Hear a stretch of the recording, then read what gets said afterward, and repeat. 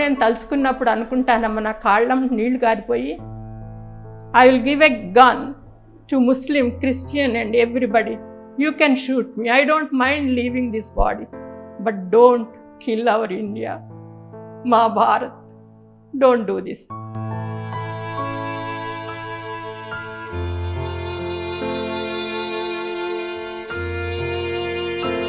మీరెవరైనా సరే భారతదేశం కోసం ప్రయత్నం చేయండి.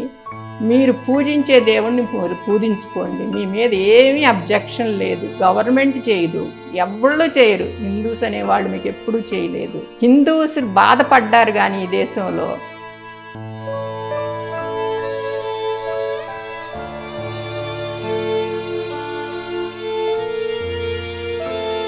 అసలు మనకి స్వాతంత్రం ఎలా వచ్చింది? మనకి దాదాపుగా 1000 నుంచి 1500 ఏళ్ల దాకా కూడా మనం బానిసలుగా ఉన్నాం. మొదట మనకి ముస్లిం రాజులు వచ్చారు. విదేశాల నుంచి వాళ్ళు అయిపోగానే క్రిస్టియన్స్ వచ్చి మన పరిపాలించారు. ఏది అబద్ధం తెలియని అయోమయ పరిస్థితుల జాతి మొత్తం కూడా ఇవాళ అల్లాడిపోతాం. ఏది నమ్మాలి, ఎవరిని నమ్మాలి, ఏ చరిత్ర కరెక్ట్, ఎవరిది కరెక్ట్? హిందూస్ అనగానే హేట్రెడ్. ఎందుకు? There is no reason at all. Hindus ఒక రకంగా ప్రే చేస్తారు, క్రిస్టియన్స్ ఒక రకంగా ప్రే చేస్తారు, ముస్లిమ్స్ ఒక రకంగా ప్రే. ఏ దేవుడైనా కూడా ఒక్కళ్ళని చంపి నువ్వు స్వర్గానికి వెళ్ళమని ఏ దేవుడైనా చెప్తాడా? చెప్తే దేవుడు ఎలా అవుతాడు? ఈ దేశంలో 1.4 బిలియన్ నివసిస్తున్నారు. ఎందుకని నివసించగలుగుతున్నారు? Hindus are the buffers. ఇప్పుడు దేశాన్ని పట్టించుకున్నారు. ఇవాళ కొందరు దేశాన్ని పట్టి ఉంచుకుందాం అనుకుంటున్నారు. ఈ రోజుకు కూడానమ్మా, నేను ఇన్ని జరుగుతున్నా కూడా I have so much strength in my heart that Hindu country or whatever they call it, it will thrive. ఉన్నది ఒకే ట్రూత్, ఒకటే నిజం. దాన్ని నువ్వు ఏ రూపంలోనైనా పూజించవచ్చు. మన ఇండియాలో వచ్చి మతాన్ని మార్చడానికి చాలామంది ట్రై చేస్తున్నారు. వీళ్ళని వెళ్ళి ముస్లిం దేశాల్లో ట్రై చేయమనండి, వాళ్ళు అసలు శరీరం కూడా ఉండదు. వాళ్ళు ఎయిర్పోర్ట్లోనే నన్ను కన్వర్ట్ చేయడానికి ట్రై చేశారు. నువ్వు కనుక జీసస్ క్రైస్ట్ని కనుక పూజిస్తే నీకేమి కష్టాలు రావు, నీకేమి జబ్బులు రావు. తర్వాత అడిగాను, భగవద్గీత చదివారా అమ్మ అని. చెవులు 2 మూసేసుకున్నారమ్మ. విడిపోయినటువంటి దేశం ఇస్లాం కంట్రీగా విభజించబడి ఇస్లాం దేశం అని చెప్పుకోగలుగుతున్నారు. క్రైస్తవ దేశాలు క్రైస్తవ దేశాలుగా చెప్పుకోబడుతున్నాయి. నా భారతదేశాన్ని హిందుస్థాన్గా చెప్పుకోవడానికి ఏడుపెందుకు? సో మనం తెలుసుకోవాల్సింది ఏంటంటే అమ్మ, ఇక్కడున్న క్రిస్టియన్స్ కానీ, ఇక్కడున్న హిందువులు కానీ, ఇక్కడున్న ముస్లిమ్స్ కానీ, ఇక్కడున్న సిక్కులు కానీ, ఈ దేశం బాగుండకపోతే మీరు బాగుండరు.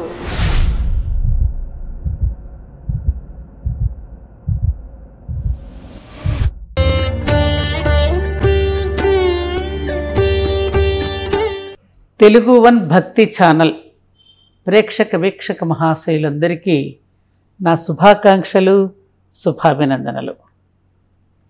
ఈరోజు ఒక వినూత్నంగా కానీ ఒక అద్భుతమైన ఒక కార్యక్రమాన్ని మీ ముందు ఉంచాలని నాకు సంకల్పం కలిగింది. ఆ సంకల్పం ఏమిటంటే, నాకు చిరకాలం నుండి పరిచయమైనటువంటి సభ్యులు, ఆత్మబంధువు శ్రీమతి సుశీల గారు ఈ మధ్యన చాలా రోజుల తర్వాత మేమిద్దరం కలుసుకోవడం జరిగింది. ఆ సందర్భంలో అసలు మామూలుగా మేమిద్దరం ఎప్పుడు మాట్లాడుకున్నా మన దేశకాల పరిస్థితులను గురించి, సామాజిక స్థితిగతులు, మన సనాతన ధర్మం, మన స్పిరిచువాలిటీ, వీటి గురించే చర్చించుకోవటం జరుగుతుంది తప్ప మరొక విషయం మేమిద్దరం ఎప్పుడు కూడా మాట్లాడుకోవటం అనేది జరగదు. ఆ సందర్భంలో ఈ మధ్యన కలిసినప్పుడు ప్రస్తుతం మన భారతదేశంలో జరుగుతూ ఉన్నటువంటి కొన్ని సంఘటనలు, దుర్ఘటనలు, ఇవన్నీ చూసి విని వారు కూడా బాగా చలించిపోయి చాలా బాధాతప్త హృదయంతో ఒక రకంగా కన్నీటి పర్యంతమై నాతో అనేక విషయాలు పంచుకోవడం జరిగింది. అవి విని నేను ఆశ్చర్యపోయి అమ్మ ఇది నా ఒక్కదాంతో మాత్రమే కాదు, యావత్ మన భారత జాతికి తెలియచేయాల్సిన అంశాలు ఇందులో ఉన్నాయి. కాబట్టి మీరు అనుమతిస్తే నేను ఛానల్ వారిని, తెలుగు వన్ ఛానల్ వారిని పిలిపించి మీతో, మీ ద్వారా ఈ విషయాలు సమస్త ప్రజానీకానికి తెలియచేయాలని అనుకుంటున్నానమ్మా అని అన్నప్పుడు, అమ్మ నేను ఎప్పుడూ కూడా ఛానల్లో మరి మాట్లాడెరగను, నాకు అనుభవం కూడా లేదు, మరి ఎలాగా, ఏం పర్వాలేదు, న్యాచురల్గానే చెప్పండి, మీరు మన ఇద్దరు ముచ్చటించుకుందాం, కేవలం మన ఇద్దరి యొక్క ముచ్చట్లు ప్రజానీకం విని కొంత మేరకైన ఒక ఆలోచనలో పడి మళ్ళీ జాతిని సరైన మార్గంలో నడిపించుకోవడానికి, ఒక ధీరోధాత్తులుగా తయారు కావడానికి ఉపయోగపడుతుందేమో అని నాకు ఆశగా ఉందమ్మని అనగానే వారు అంగీకరించారు. వారిని ఇప్పుడు మీకు పరిచయం చేస్తున్నాను. వారే శ్రీమతి సుశీల గారు. అమ్మా నమస్కారం. నమస్కారం అమ్మా, చాలా సంతోషం. నేను కోరిన వెంటనే వచ్చారు మీరు, చాలా సంతోషం. ఇప్పుడు నేను మామూలుగా మన భారతదేశం ఈ సరిహద్దులు ఇంతవరకే కొన్ని విషయాలు మాత్రమే మేము పరిమితంగా తెలుసుకోగలుగుతున్నాం. మీరు చాలాసార్లుగా దేశ విదేశాల్లో కూడా తిరిగారు, చాలా రకాలుగా స్పిరిచువల్గా ఎంతోమంది గురువులని మీరు దర్శించి ఉన్నారు. చాలా ఒక మంచి కుటుంబం నుంచి, ఒక దేశభక్తి కుటుంబం నుంచి కూడా మీరు రావడం జరిగింది. కాబట్టి మొన్న మీరు మన భారతదేశంలో జరుగుతున్న సంఘటనల గురించి కొన్ని విషయాలు మనకి ప్రస్తావించారు. అసలు మనకి స్వాతంత్రం ఎలా వచ్చింది? ఇప్పుడున్నటువంటి సోషల్ మీడియాలో చూస్తూ ఉంటే స్వాతంత్రం రాకముందు జరిగిన సంఘటనలు చరిత్రలో మనం కొన్ని చదివాము. చరిత్రలో మనం జరిగిన సంగతులని కరెక్ట్ కావు, మీరు నమ్మినవన్నీ నిజం కావని ఈ మధ్యన మరికొన్ని విషయాలు వెలుగులోకి వస్తున్నాయి. అసలు ఏది నిజం, ఏది అబద్ధం తెలియని అయోమయ పరిస్థితుల్లో జాతి మొత్తం కూడా ఇవాళ అల్లాడిపోతుంది. ఏది నమ్మాలి, ఎవరిని నమ్మాలి, ఏ చరిత్ర కరెక్టు, ఎవరిది కరెక్టు అనేటటువంటి నేపథ్యంలో ఉన్నామమ్మా. మరి మీరు దీనికి ఏ విధంగా చెప్తారో వినాలనుంది నాకు, మా ప్రేక్షకుల కోసం. అన్నదమ్ములు, అక్క చెల్లెళ్ళు అందరికీ నా నమస్కారం. అమ్మ మీకు నా నమస్కారం. నమస్తే తల్లి. అమ్మ నేను చిన్నప్పుడు పెద్ద అన్నీ పట్టించుకునేదాన్ని కాదు. మన ముందు ఫ్యామిలీని గురించి ఎక్కువ చేసేదాన్ని. ఒక వయసు వచ్చేటప్పటికి నా పిల్లలు, నా సంసారమే కాదు, దీనికి మించింది ఒకటి ఉంది నేను తెలుసుకోవాల్సింది అని నాకు స్ఫురించింది. అది రెండో భాగంలో మాట్లాడుకుందాం. ఇప్పుడు దీంట్లో చెప్పబోయేది ఏంటంటే, మనకి దాదాపుగా 1000 నుంచి 1500 ఏళ్ల దాకా కూడా మనం బానిసలుగా ఉన్నాం. మొదట మనకి ముస్లిం రాజులు వచ్చారు, తర్వాత విదేశాల నుంచి వాళ్ళది అయిపోగానే క్రిస్టియన్స్ వచ్చి మనని పరిపాలించారు. అంటే క్రిస్టియన్స్ అంటే నేను వేరే విధంగా చెప్పటం లేదు, వచ్చిన దేశాలన్నీ క్రిస్టియన్స్, క్రైస్తవ దేశాలు. సో అప్పుడమ్మా మనం చూస్తే మనకి స్వతంత్రం వచ్చే ముందు మన వాళ్ళు ఎన్నో కష్టాలు పడ్డారు. గాంధీ గారు అననింటి, ఆయన కింద ఉన్నాళ్ళు అందరూ వాళ్ళ జీవితాలు బలి చేశారు మనకు స్వతంత్రం రావటం కోసం. వాళ్ళు వెళ్ళిపోయారు. వెళ్ళిపోయిన తర్వాత ఇప్పుడు ఉన్న భారతదేశంలో ఏం జరుగుతుంది అని నాకు అనుమానం వచ్చింది. వచ్చినప్పుడు నేను ఎప్పుడూ కూడా మన హిందూ దేశం ఎప్పుడు నా హృదయంలో ఉంటుందమ్మా. అంటే హిందూ దేశం అంటే మనం ఇండియా అంటాము, భారతదేశం అంటాము. నేను ఎక్కడ ఏమి చేసినప్పటికీ కూడా అది ఎప్పుడూ నా హృదయంలో స్ఫురిస్తూ ఉంటుంది లాస్ట్ 40 years దగ్గర. సో నేను మొన్న ఈ పెహల్గాం ఇది జరిగినప్పుడు నేను బయట దేశాల్లో ఉన్నాను. నేను అనుకున్నాను, నేను అక్కడ లేను, నేను ఏ రకంగా నా సహాయం అందించగలను, ఏ రకంగా అందించగలను. నేను ఇండియాలో ఉంటే పాలిటీషియన్ అయితే పాలిటీషియన్గా హెల్ప్ చేయొచ్చు, సైనికులు అయితే సైనికులుగా హెల్ప్ చేయొచ్చు. నేను ఏ రకంగా చేయగలను? నాకేమో కళ్ళం నీళ్లు కారిపోతున్నాయి. ఎందుకు అంటే అమ్మ, దాంట్లో 3 రోజుల కింద పెళ్ళైన వాళ్ళు అక్కడికి వచ్చారు. ఆ అమ్మాయికి హస్బెండ్ తీసేశారు. అప్పుడు నేను అనుకున్నాను అనమాట, ఎవ్రీ డే నేను ఒక్కటే అనుకుంటాను, ఆ స్థానంలో మనం ఉంటే ఎలా ఫీల్ అవుతాము అనేటప్పటికీ అప్పుడు నాకు ఆన్సర్ వచ్చిందనమాట. ఏమనుకున్నానంటే, దీనికి నేను ఒక రకంగా గుప్తంగా సహాయం చేయాలి. అది చేశాను. అయినా కూడా కళ్ళంటి నీళ్లు తగ్గటల్లా. ఎందుకంటే మనం ఏదో పూర్తి చేస్తాం, కానీ వాళ్ళకి లైఫ్ లాంగ్ అవన్నీ ఉంటాయి అమ్మ, అయిపోయిన వాళ్ళందరికీ కూడా. అందుకని అసలు ఈ స్థితి మనకి ఎందుకు వచ్చింది, అసలు ఇది రావాల్సిన అవసరం ఏంటి అని నేను తలుచుకున్నప్పుడు, మన ఇండియానమ్మ అది మన దేశాన్ని పరిపాలించే వాళ్ళలో బ్రిటిష్ పరిపాలించింది మనని. అట్లాగే చాలా దేశాలు వచ్చినాయి ఈ దేశంలో. వచ్చినప్పుడు వాళ్ళలో చర్చిల్ అనే ఆయన ప్రైమ్ మినిస్టర్ వాళ్ళకి అప్పుడు జరిగినప్పుడు. ఆయన చాలా చాలా గొప్ప prime minister for Britain. There is no question about it. For India he is not, because we are the other. And అప్పుడు ఏం చేశారంటే వాళ్ళందరూ నిశ్చయించుకుని, ఈ దేశాన్ని కనుక ఇంత పెద్ద దేశంగా వదిలిపెడితే ఇది ఎప్పటికీ కూడా చాలా చాలా పైకి వెళ్ళిపోతుంది, దీన్ని ఎలా కంట్రోల్ చేయాలి అన్నప్పుడు వాళ్ళు ఏం తీసుకొచ్చారంటే, ప్రజల్లో ఉందో లేదో లేకపోయినా కూడా దే కెన్ ప్లాన్ దట్, దీన్ని 3 ముక్కలు చేయాలి. వెస్ట్ పాకిస్తాన్ కిందే ఈస్ట్ పాకిస్తాన్ బంగ్లాదేశ్ కూడా ఉండేది. సో 3 పార్ట్స్ అయినాయి. ఎలా చేశారు? Muslims, Hindus. ఓకే. బట్ మన దేశంలో ఉన్నప్పుడమ్మ మరి మన వాళ్ళు ఎందుకని ఆలోచించలేదో నాకు తెలీదు. ఇక్కడ ముస్లిమ్స్ అందరూ అక్కడికి వెళ్ళలేదు. ఓకే, ఇక్కడ ఉన్నారు. ఓకే, మరి ఏ రకంగా విభజించారో నాకైతే అర్థం కాలేదు. మీరు అసలు కంట్రీని విభజించటమే హిందువులు ముస్లింలుగా చూసి మీరు విభజించారు. అయినప్పటికీ కూడా చేసినప్పుడు ఈయన చేయగానే మనకేమైందంటే, హిందూ మన దేశం ఏమో మనకే అయిపోయినాయి. జిన్నా గారు అక్కడ వెస్ట్ పాకిస్తాన్, కానీ జిన్నా గారు ఎక్కువ రోజులు లేరు. ఆయన తెలుసుకోగానే హీ పాస్ట్ అవే అయిపోయింది ఆయన లైఫ్. ఆయన ఉంటే ఎలా ఉండేదో నాకు తెలియదు. సో ఇప్పుడు ఒక దేశాన్ని రూల్ చేయాలి అంటే అమ్మ 2 రకాలు 3 రకాలు ఉన్నాయి. ఒకటి ఏంటంటే, ఇంకొకరికి మీద ద్వేషం కల్పిస్తే ఆ దేశంలో ఉన్న వాళ్ళందరినీ కంట్రోల్ చేయొచ్చు. That's what Pakistan does. Hindus అనగానే హేట్రెడ్. ఎందుకు? There is no reason at all. So అది జరిగింది. ఇప్పుడేమో బంగ్లాదేశ్ సెపరేట్ అయింది మనకి. అయినప్పుడమ్మ ఈ రోజుల్లో మనం ఏం చూస్తున్నాం, స్ట్రీట్స్లోకి వెళ్తే హిందూస్ ఒక రకంగా ప్రే చేస్తారు, క్రిస్టియన్స్ ఒక రకంగా ప్రే చేస్తారు, ముస్లిమ్స్ ఒక రకంగా ప్రే చేస్తారు.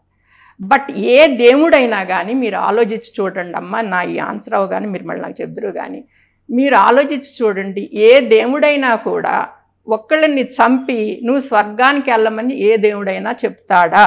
చెప్తే దేవుడు ఎలా అవుతాడు? మనం ఎవరిని చూస్తున్నాము, ఎక్కడైతే డెత్ ఉందో, ఎక్కడైతే డిస్ట్రక్షన్ ఉందో, that is opposite to God అమ్మ. ఎక్కడైతే సస్యశ్యామలత ఉందో, ఈ దేశంలో 1.4 బిలియన్ నివసిస్తున్నారు. ఎందుకని నివసించగలుగుతున్నారు? Hindus are the buffers. If Hindus are, ఈ దేశంలో హిందూస్ లేకపోతే అమ్మ మిగతా 2 కొట్టుకుని ప్రపంచంలో ఎలా కొట్టుకుంటున్నారో అని అలాగే కొట్టుకుంటారు. మీరేమనుకుంటున్నారు చెప్పండి అమ్మ, దెన్ విల్ ప్రొసీడ్. అంటే మీరు ఇప్పుడు స్వాతంత్రం రాకముందు ఉన్నటువంటి పరిస్థితి, వచ్చిన తర్వాత పరిస్థితిని గురించి చెప్పారమ్మా. మీరు అన్నట్టుగా అప్పుడు మనం చిన్నపిల్లలం, మనం చరిత్రలో చదువుకోవడం చూడటమే మనకు తెలుసు. బట్ ఆనాడు ఏ లక్ష్యం కోసమైతే మన స్వాతంత్రాన్ని తెచ్చుకోగలిగామో అది నిజంగా సిద్ధించిందా? ఇంకా బానిసత్వంలోనే ఉన్నామా? ఇంకా ద్వేషాలను, పరస్పర ద్వేషభావాలతో రెచ్చగొంటూ బ్రతికేస్తున్నామా అని ఆలోచిస్తే ఏమనిపిస్తోంది? Operation success but baby died అని అనిపించడం లేదా? తప్పకుండా కదా, అంతే కదా. అంతే. మరి చివరికి ఇది ఏ లక్ష్యం కోసం తెచ్చుకున్నాం, అది ఎక్కడ నెరవేరింది? మన కాళ్ళ మీద మనం నిలబడగలగడానికి స్వాతంత్రం తెచ్చుకుంటున్నాం అని అన్నారు. అది జరిగిందా? విదేశాల ముందే చెప్పపట్టుకుని అడుక్కు తింటున్నాం ఇప్పటికైనా. మళ్ళీ ద్వేషభావాలతోనే ఒకరినొకరు రెచ్చగొట్టుకుని విడిపోవడానికే ప్రయత్నం చేస్తున్నాం. మీరన్నట్టుగా ప్రేమ భావనతో గెలవగలుగుతామా, ద్వేషంతో గెలవగలుగుతామా? ఏమ్మా మరి అప్పుడు జరిగిపోయి 75 సంవత్సరాలు 77 సంవత్సరాలు పూర్తయిపోయిన తర్వాత కూడా మరి ఈ దేశీయ పరిస్థితులు ఈ విధంగా మారడానికి ఒక్క ప్రశ్న సుశీల్ గారు, ఆనాడు ఇందాక మీరు చెప్పినట్టుగా ప్రాణత్యాగం చేసి దేశాన్ని స్వాతంత్రం తెచ్చినట్టు అప్పుడు దేశాన్ని పట్టించుకున్నారు. ఇవాళ కొందరు దేశాన్ని పట్టి ఉంచుకుందాం అనుకుంటున్నారు. తేడా ఉందా లేదా? ఉందండి. ఎవరు తప్పకుండా పట్టి ఉంచుకుంటున్నారు దీన్ని? సరైన అర్థం తెలియని వాళ్ళండి. సరైన అర్థం కనుక మనకు తెలిస్తే, మన దేశము పుణ్యభూమి అంటే మీరు కొంతమంది అడగొచ్చు, ఏమండి ఇది పుణ్యభూమి ఎట్లా అవుతుంది, ఇవన్నీ జరుగుతున్నాయి కదా అని అడగొచ్చు. నేనేమంటానంటే, ఎందుకు ఇది పుణ్యభూమి అంటే, ఈ రోజుకి కూడా 1.4 బిలియన్ పీపుల్ ఉండి, మేబీ 10 రిలీజన్స్ ఉన్నాయో ఇంకెక్కడ ఎక్కువ ఉన్నాయో నాకు తెలియదమ్మా. 10 రిలీజన్స్ ఉండి, ఎన్నో భాషలుండి, ఎన్నో మతాలుండి, ఎన్నో రకాల కాస్టులుగా విడదీసి చేస్తున్నారు. కానీ మీరు ప్రపంచంలో నాకు ఒక్క దేశాన్ని చూపించండి అమ్మా, 1.4 బిలియన్ ఉన్న పీపుల్ ఎవరికి స్వాతంత్రం ఉంది, ఏ దేశం ఉంది ఒకసారి 100% లేరు కదమ్మా. 140 కోట్ల మంది భారతీయులలో హిందువుల సంఖ్య ఎంత ఉంది? కానీ ఇప్పుడు విడిపోయినటువంటి దేశం ఇస్లాం కంట్రీగా విభజించినప్పుడు ఇస్లాం దేశం అని చెప్పుకోగలుగుతున్నారు. క్రైస్తవ దేశాలు క్రైస్తవ దేశాలుగా చెప్పుకోబడుతున్నాయి. నా భారతదేశాన్ని హిందుస్థాన్గా చెప్పుకోవడానికి ఏడుపు ఎందుకు బాధపడుతున్నారనే దగ్గర నాకు అర్థం కానటువంటి ప్రశ్న. కానమ్మా, మనం విడదీసినప్పుడు ఇప్పుడు మీరు చెప్పినటువంటి విషయాలన్నీ ఇప్పుడు నేటి తరానికి ఎంతమందికి తెలుసు? అవునమ్మా. మరమ్మా మనం విడిపోయినప్పుడు కూడా వాళ్ళు ఏమన్నారంటే హిందుస్థాన్ అనే అన్నారమ్మా. తర్వాత పాలిటీషియన్స్ కానీ ఎవళ్ళన్నా కానీ ఆ హిందుస్థాన్ అనే నామాన్ని తీసేశారు. పలకనీయట్లేదు కదా. కానమ్మా మీరు గుర్తుపెట్టుకోండి, అప్పుడు హిందుస్థాన్ అనే అన్నారు మన్ని. ఎస్, మన ఎప్పుడైతే విడి చేశారో అప్పుడు హిందుస్థాన్ అనే అన్నారు. సో నేను అనుకుంటానమ్మా, ఈ రోజుకు కూడానమ్మా, నేను ఇన్ని జరుగుతున్నా కూడా I have so much strength in my heart that Hindu country or whatever they call it, it will thrive. ఎందుకు థ్రైవ్ అవుతుంది అంటే, because it is based on the truth. What is the truth? ఏది నిజము అని చెప్పారంటే, మన దేశంలో పెద్దవాళ్ళు అంటే నేను పాలిటిషియన్స్ గురించి మాట్లాడట్లా, మునులు మహర్షులు ఇక్కడ చెప్పింది తపస్సంపన్నులు, తనంటే ఏంటో తెలుసుకున్న వాళ్ళు, ఆధ్యాత్మికవేత్తలు ఒకటే చెప్పారు, ఉన్నది ఒకే ట్రూత్, ఒకటే నిజం, దాన్ని నువ్వు ఏ రూపంలోనైనా పూజించవచ్చు. సారీ సుశీల్ గారు, మీతో మధ్యలో నేను డిస్టర్బ్ చేస్తున్నాను. ఆధ్యాత్మికవేత్తలు మనం అనుకున్నాం, భారతదేశం పుణ్యభూమి, ధర్మభూమి. మరి జరుగుతూ ఉన్నటువంటి నేపథ్యంలో ఆధ్యాత్మికవేత్తలు అనుకున్నటువంటి వాళ్ళు, మేధావులైనటువంటి వాళ్ళు జరుగుతూ ఉన్న అన్యాయాలను చూస్తూ ఊరుకుంటున్నారే తప్ప, మరి దాని పట్ల స్పందించి ఏమి చేయలేని నిస్సహాయ స్థితిలో ఎందుకు పడిపోతున్నారు? మరి ఇదే చెప్పిందా ఆధ్యాత్మికవేత్త భగవద్గీతలో? నేనేమనుకుంటానంటేనమ్మా, మనము ఇంకొకళ్ళని మార్చడం కష్టం. మనం మార్చుకుని నీ యొక్క సరైనగా నువ్వు నడిస్తే మిగతా వాళ్ళు కూడా నడుస్తారు. ఎందుకు నడుస్తారు అంటే అమ్మా, మనకు ఒకటే చెప్పారు, గాంధీ గారిని ఎందుకు అంతమంది ఫాలో అయ్యారు మీరు చెప్పండి.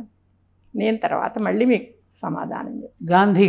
గాంధీ గారిని ఎందుకు ఫాలో అయ్యారు జనం అంటే, గాంధీ గారిని ఏదో ఆయన ఆదర్శంగా కొల్లాయిగుడ్డ కట్టుకుని దేశం కోసం అని చెప్పి ఆయన అహింసా సిద్ధాంతాన్ని, తర్వాత అంటరానితనాన్ని అన్నింటినీ కూడా రూపుమాపి దేశానికి స్వాతంత్రం తెచ్చాడనేటటువంటిది, ఆయనే స్వాతంత్రం తెచ్చాడనేటటువంటి ఒక భావనలో అందరినీ పూజించారు. దాంట్లో కూడా సత్యాసత్యాల పట్ల కూడా ఇవాళ చర్చ జరుగుతుందమ్మా చాలా వరకు. ఎందుకంటే ఇందాక నేను చెప్పినట్టుగా operation success but baby died అనడంలో కూడా చాలామంది ఉన్నటువంటి అభిప్రాయం ఏమిటంటే, విదేశీ సంస్కృతిని, విదేశీ విధానాన్ని ప్రేమిస్తూ దానిని అనుకరిస్తూ ఉండేటటువంటి నాయకుల చేతిలోనే పెట్టి, నిజంగా ఈ దేశం కోసం ప్రాణాలు అర్పించేటటువంటి గొప్ప గొప్ప నాయకులు ఎవరైతే ఉన్నారో వాళ్ళ చేతిలో దేశాన్ని పెట్టకుండా, ఏదో అంటారే చూసారా, మనం అంతవరకు సాధించేది అప్రాచ్యుడి చేతిలో పెట్టి ఆ విధమైనటువంటి పరిస్థితుల్లో ఉండడం వల్ల మన దేశానికి ఇటువంటి దుర్గతి పట్టిందనేటువంటి భావన కూడా సర్వత్రా ఈ మధ్యకాలంలో మనం వింటున్నాం కదా. అది నిజమేనని అనిపిస్తోంది నాకు. అందుకే నేను గాంధీ గారిని గురించి అంటే నేనేం చెప్పలేకపోతున్నా మీకు. ఒకటమ్మా, నేనేమనుకుంటానంటే, ఇప్పుడు ఒక ఫ్లవర్ ఉందనుకోండి అమ్మా, మల్లెపువ్వు కానీ ఒక రోజా కానీ అది వికసించినప్పుడు వికసించబోయే ముందు కూడా దాని వాసన చాలా చాలా బాగుంటుంది. బాగున్నప్పుడు ఏం చేస్తుందంటేనమ్మా కొంత దూరం తీసుకెళ్ళిపోతుంది గాలి ద్వారా. గాలి వేయగానే మీరు సుగంధాన్ని తీసుకెళ్తుంది. అదే రకంగా ఒక పర్సన్ గనక నిజంగా గనక దేశానికి సేవ చెయ్యాలి, మనం ఈ దాములో నడవాలి, నాకు ఎన్ని అడ్డంకులు వచ్చినా అని ఎట్లయితే ప్రవర్తిస్తాడో ఆ ప్రవర్తనలో కొంతమంది ఫాలో అవ్వగలుగుతారు. కానీ ఇప్పుడు ఏం ఫాలో అవుతున్నారంటే నాకు తెలిసినంత వరకు, నాకు చాలా చిన్న చిన్న విషయాలు నాకు తెలుసు. నేనేమనుకుంటానంటే అమ్మా, ఇప్పుడు మీరు డైమండ్ని తీసుకెళ్ళి డైమండ్ ఆయనకి ఇస్తే గనక మర్చెంట్కి ఆయనకి తెలుస్తుంది దాని విలువ. మనం చాకలబ్బాయికి ఇస్తే బట్టలు ఉతుకుతాడమ్మ దాని మీద కొట్టి. అదే రకంగా ఈ దేశము ఎప్పుడూ కూడా ఈ దేశాన్ని పైకి తీసుకెళ్ళాలి, దీని సంస్కృతిని పైకి తీసుకెళ్ళాలి, దీని యొక్క ఇది వరకు జరిగినవన్నీ కూడా ఆ లెవెల్లో నేను నిలపాలి అని ఎవరు అనుకుంటున్నారో వాళ్ళకి మీరు అప్పచెప్పండి అమ్మ. అప్పచెప్పారా? అందుకని నేను ఇప్పుడేమంటున్నానంటే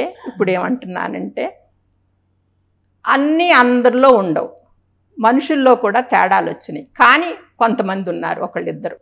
కానీ మనం ఏం చూస్తున్నాం ఇండియాలోనమ్మా, నేను గమనించింది రంగు చూస్తారమ్మా, ఎందుకో నాకు తెలియదు. బహుశా చిన్నప్పుడు నేను కూడా అట్లాగే ఉండేదాన్నేమో. తెల్ల రంగు కనపడితే, తెల్ల మనుషులు కనపడితే మనకి అట్రాక్షన్. ఎందుకమ్మా? మీరు చెప్పింది కరెక్ట్. ఆనాడు తెల్లవాడు నల్లవాడిని పీడిస్తే మన భారతీయుడనే కించపరుచుకుంటున్నాడు.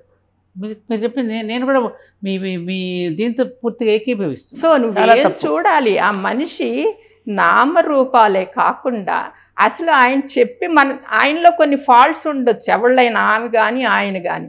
ఈ దేశాన్ని మనం పైకి తీసుకెళ్ళాలి, దీని యొక్క గ్లోరీని ఇది వరకు ఎలా జరిగిందో ఆ రకంగా నిర్మించాలి అని ఎవళ్ళు మీకు అనిపిస్తే వాళ్ళకి ఓటు వేయండి, ఇంకో వాళ్ళకి వేయద్దు.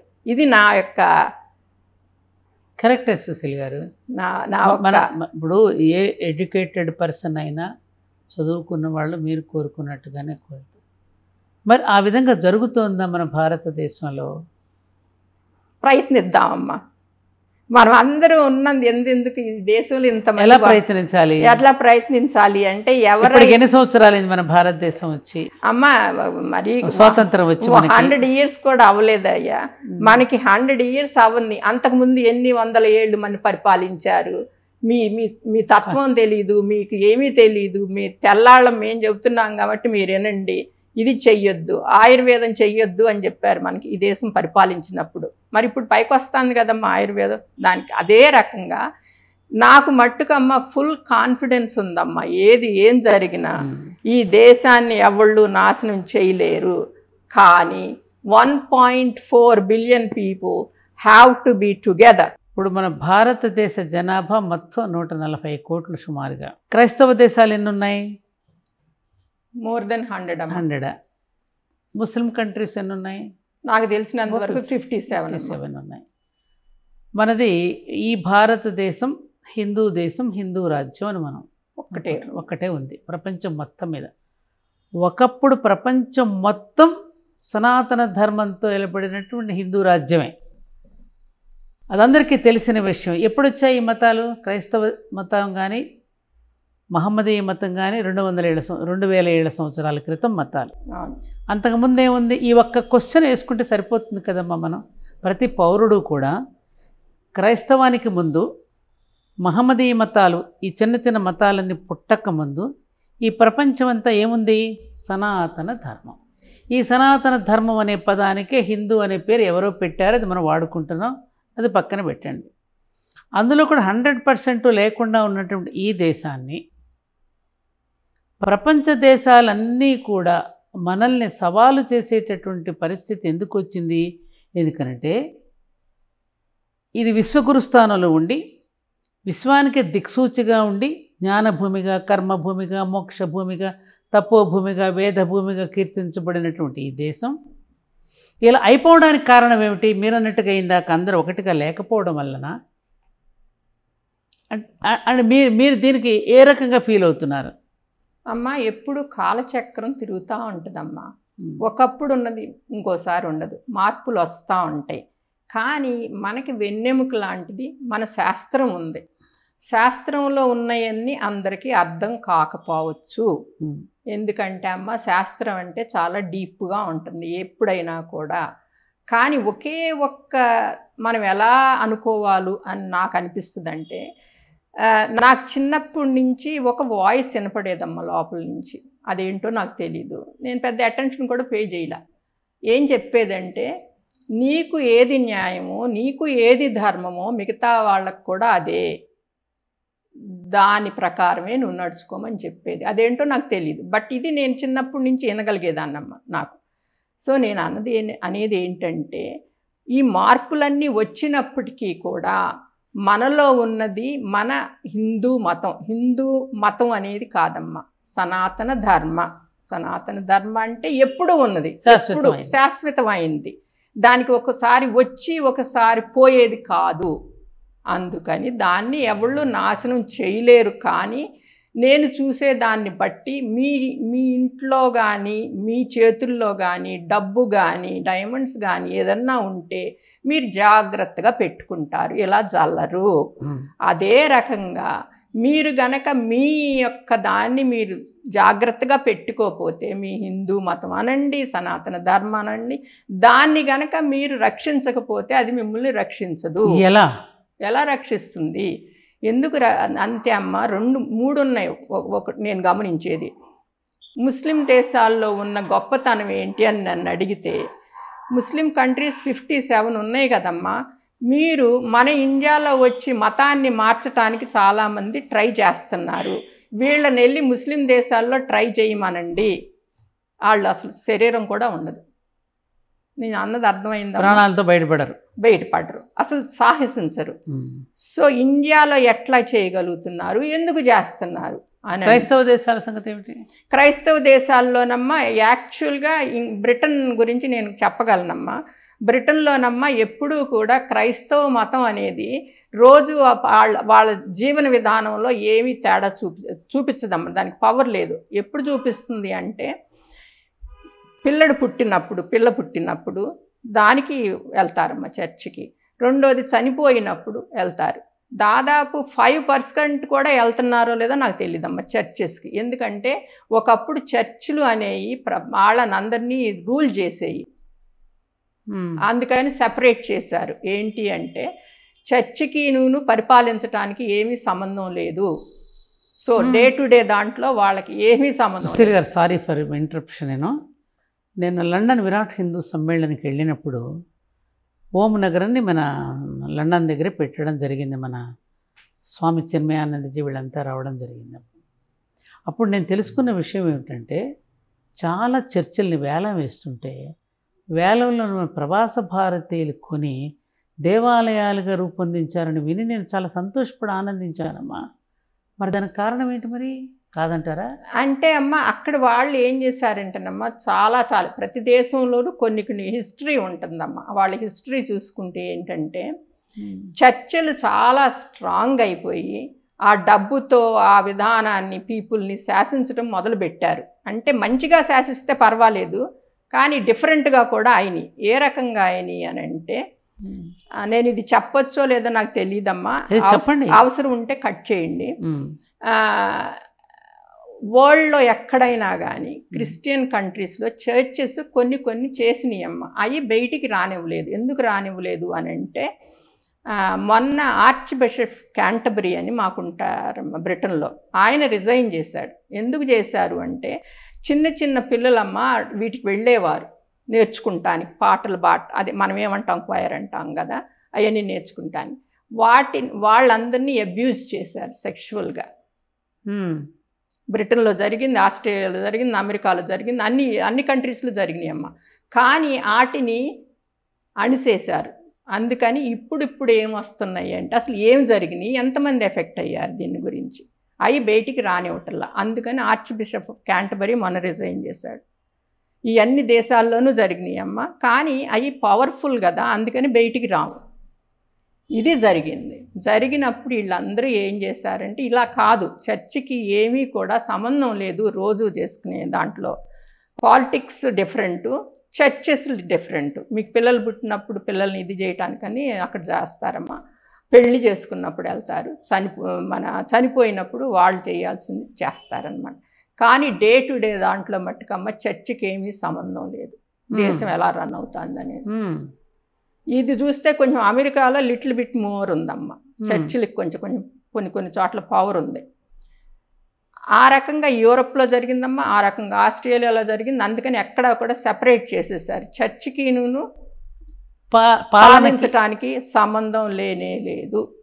ఇది మట్టుకు ఖచ్చితంగా అక్కడ జరుగుతాను. అది మనకి తెలియదు అనమాట. నాకున్న అనుభవం, చిన్న అనుభవం చెప్తానమ్మా. నేనేం చేశానంటే అమ్మా, విజయవాడలో ప్లేన్ ఎక్కుదామని వెళ్ళానమ్మా.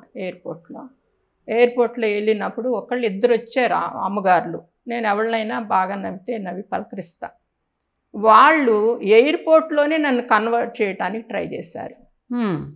ఏం చేశారంటే, నువ్వు కనుక జీసస్ క్రైస్ట్ని కనుక పూజిస్తే నీకేమి కష్టాలు రావు, నీకేమి జబ్బులు రావు. వాళ్ళకి తెలియదు నేను బయట కూడా వెళ్తూ ఉంటానని. ఆ రకంగా అమెరికాలో కానీ, ఇంగ్లాండ్లో కానీ, యూరోప్లో కానీ హాస్పిటల్స్ ఉండాల్సిన పని లేదు. వాళ్ళు జీసస్ క్రైస్ట్ని పూజిస్తే సరిపోయేది. వాళ్ళు చెప్పిన దాని ప్రకారం. కష్టాలకి తప్పకుండా వస్తాయమ్మా. ఎందుకంటే అంతా ఇప్పుడు అసలు అమెరికాలో పొద్దున్న లేస్తే సాయంత్రం లోపు ఎంతమంది చచ్చిపోతారో తెలియదు, ఎంతమందిని షూట్ చేస్తారో తెలియదు. మరి వాళ్ళు చెప్పేదంతా నిజమైతే ఆ దేశాలు క్రిస్టియానిటీనే ఫాలో అవుతున్నాయి. ఇవన్నీ ఎందుకు జరుగుతున్నాయి? సో వాళ్ళతో నేను అడిగారు ఈ మాట. నేను ఇవన్నీ చెప్పలేదు కానీ కొన్ని అడిగా. నేనేం అడిగానంటే, అమ్మ మీరు క్రిస్టియానిటీని గురించి చెప్తున్నారు కదా, నాకు మీరు ఎప్పుడన్నా బైబిల్ చదివారా అని అడిగా. నాకు అన్నిటి మీద గౌరవమేనమ్మా. తర్వాత అడిగాను, భగవద్గీత చదివారా అమ్మ అని. చెవులు రెండు మూసేసుకున్నారమ్మ. అసలు అది వింటమే ఇష్టం లేదు. దాన్ని బట్టి మీరు తెలుసుకోవాల్సింది ఏంటంటే, ఈ మారిన వాళ్ళందరూ కూడా ఒకప్పుడు హిందూసే, ఇప్పుడు క్రిస్టియన్స్గా అయ్యారు. వాళ్ళు అసలు నిజాన్ని ఆలకించడానికి కూడా రెడీగా లేరమ్మా. నిజాన్ని ఆలకించడానికి కూడా వాళ్ళు సిద్ధపట్టల్లా.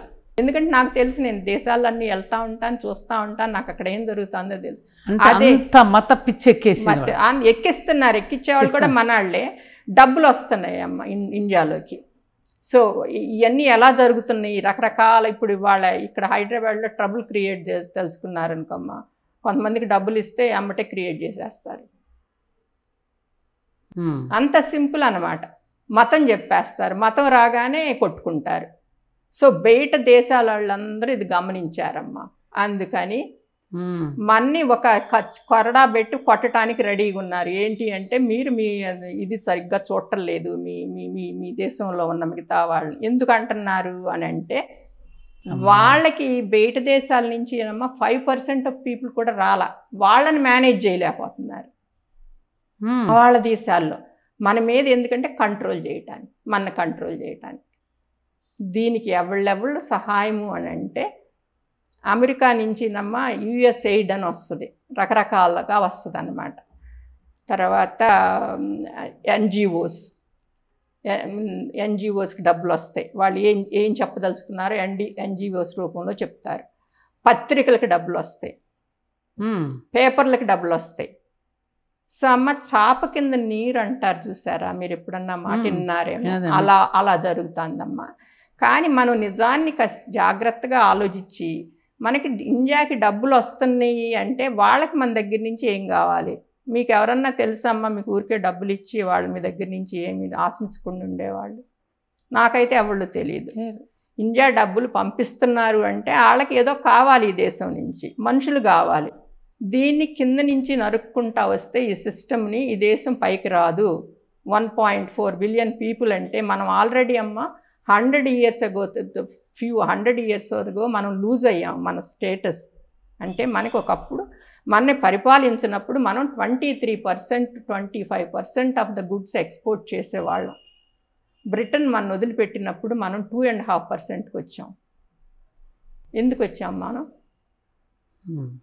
అది మనం ప్రతి ఒక్కళ్ళు ప్రశ్నించుకోవాలి. ఓకే, ఎవళ్ళు కూడానమ్మా ఈ దేశము ఇండియా మీద ప్రేమ ఉండి రాలేదు. ఎందుకు వచ్చారు అంటే వాళ్ళు చాలా చాటల పూర్వపు రోజుల్లో విన్నారు, భారతదేశము చాలా చాలా రత్నగర్భ, వాళ్ళకి బోల్డ్ అంత బంగారము, రత్నాలు, రవ్వలు అన్నీ ఉన్నాయి అని ఇని వాళ్ళ చెవులకి తెలిసి ఈ దేశం 6 దేశాలు కనీసం వచ్చినాయి అమ్మ. మీరు స్విచ్ ఆఫ్ చేసినప్పుడు చూద్దాము. పోర్చుగీస్ వచ్చారు, ఫ్రెంచ్ వచ్చారు, బ్రిటిష్ వచ్చారు, ఇంకెవరిలో కూడా వచ్చారమ్మా. ఇట్లా 5 కంట్రీలు కనీసం మన రూల్ చేసినాయి అమ్మ. రూల్ చేసినప్పుడు వాళ్ళకి తెచ్చి మనకివ్వాల, మనవి తీసుకెళ్ళారు. సో ఈ రోజుల్లో ఏంటి అని అంటే ధర్మసత్రం కాబట్టి ఇప్పుడు కూడా జరిగేది అదే కదమ్మా. అందుకని మన పెద్దలు ఏం చేశారు అంటే తెలుసుకుని గుడుల్లోకి బయట నుంచి రానివ్వద్దు. ఎందుకు అని అంటే ఇది వరకటి రోజుల్లో వాళ్ళు లిస్ట్ రాసుకునేవారు, ఈ ఇక్కడ ఉన్నాయి, ఈ మనం తీసుకెళ్ళాలి అని అన్నమాట. అందుకనమ్మా అంటే బ్యాంకింగ్ సిస్టమ్ లేదు కదా గుళ్ళల్లో లేదమ్మా. మనకి బోల్డ్ ఇచ్చేసేవారమ్మా. ఈ రోజులకు కూడా బంగారం ఎన్ని ఇస్తారు ప్రజలు, రాసులు.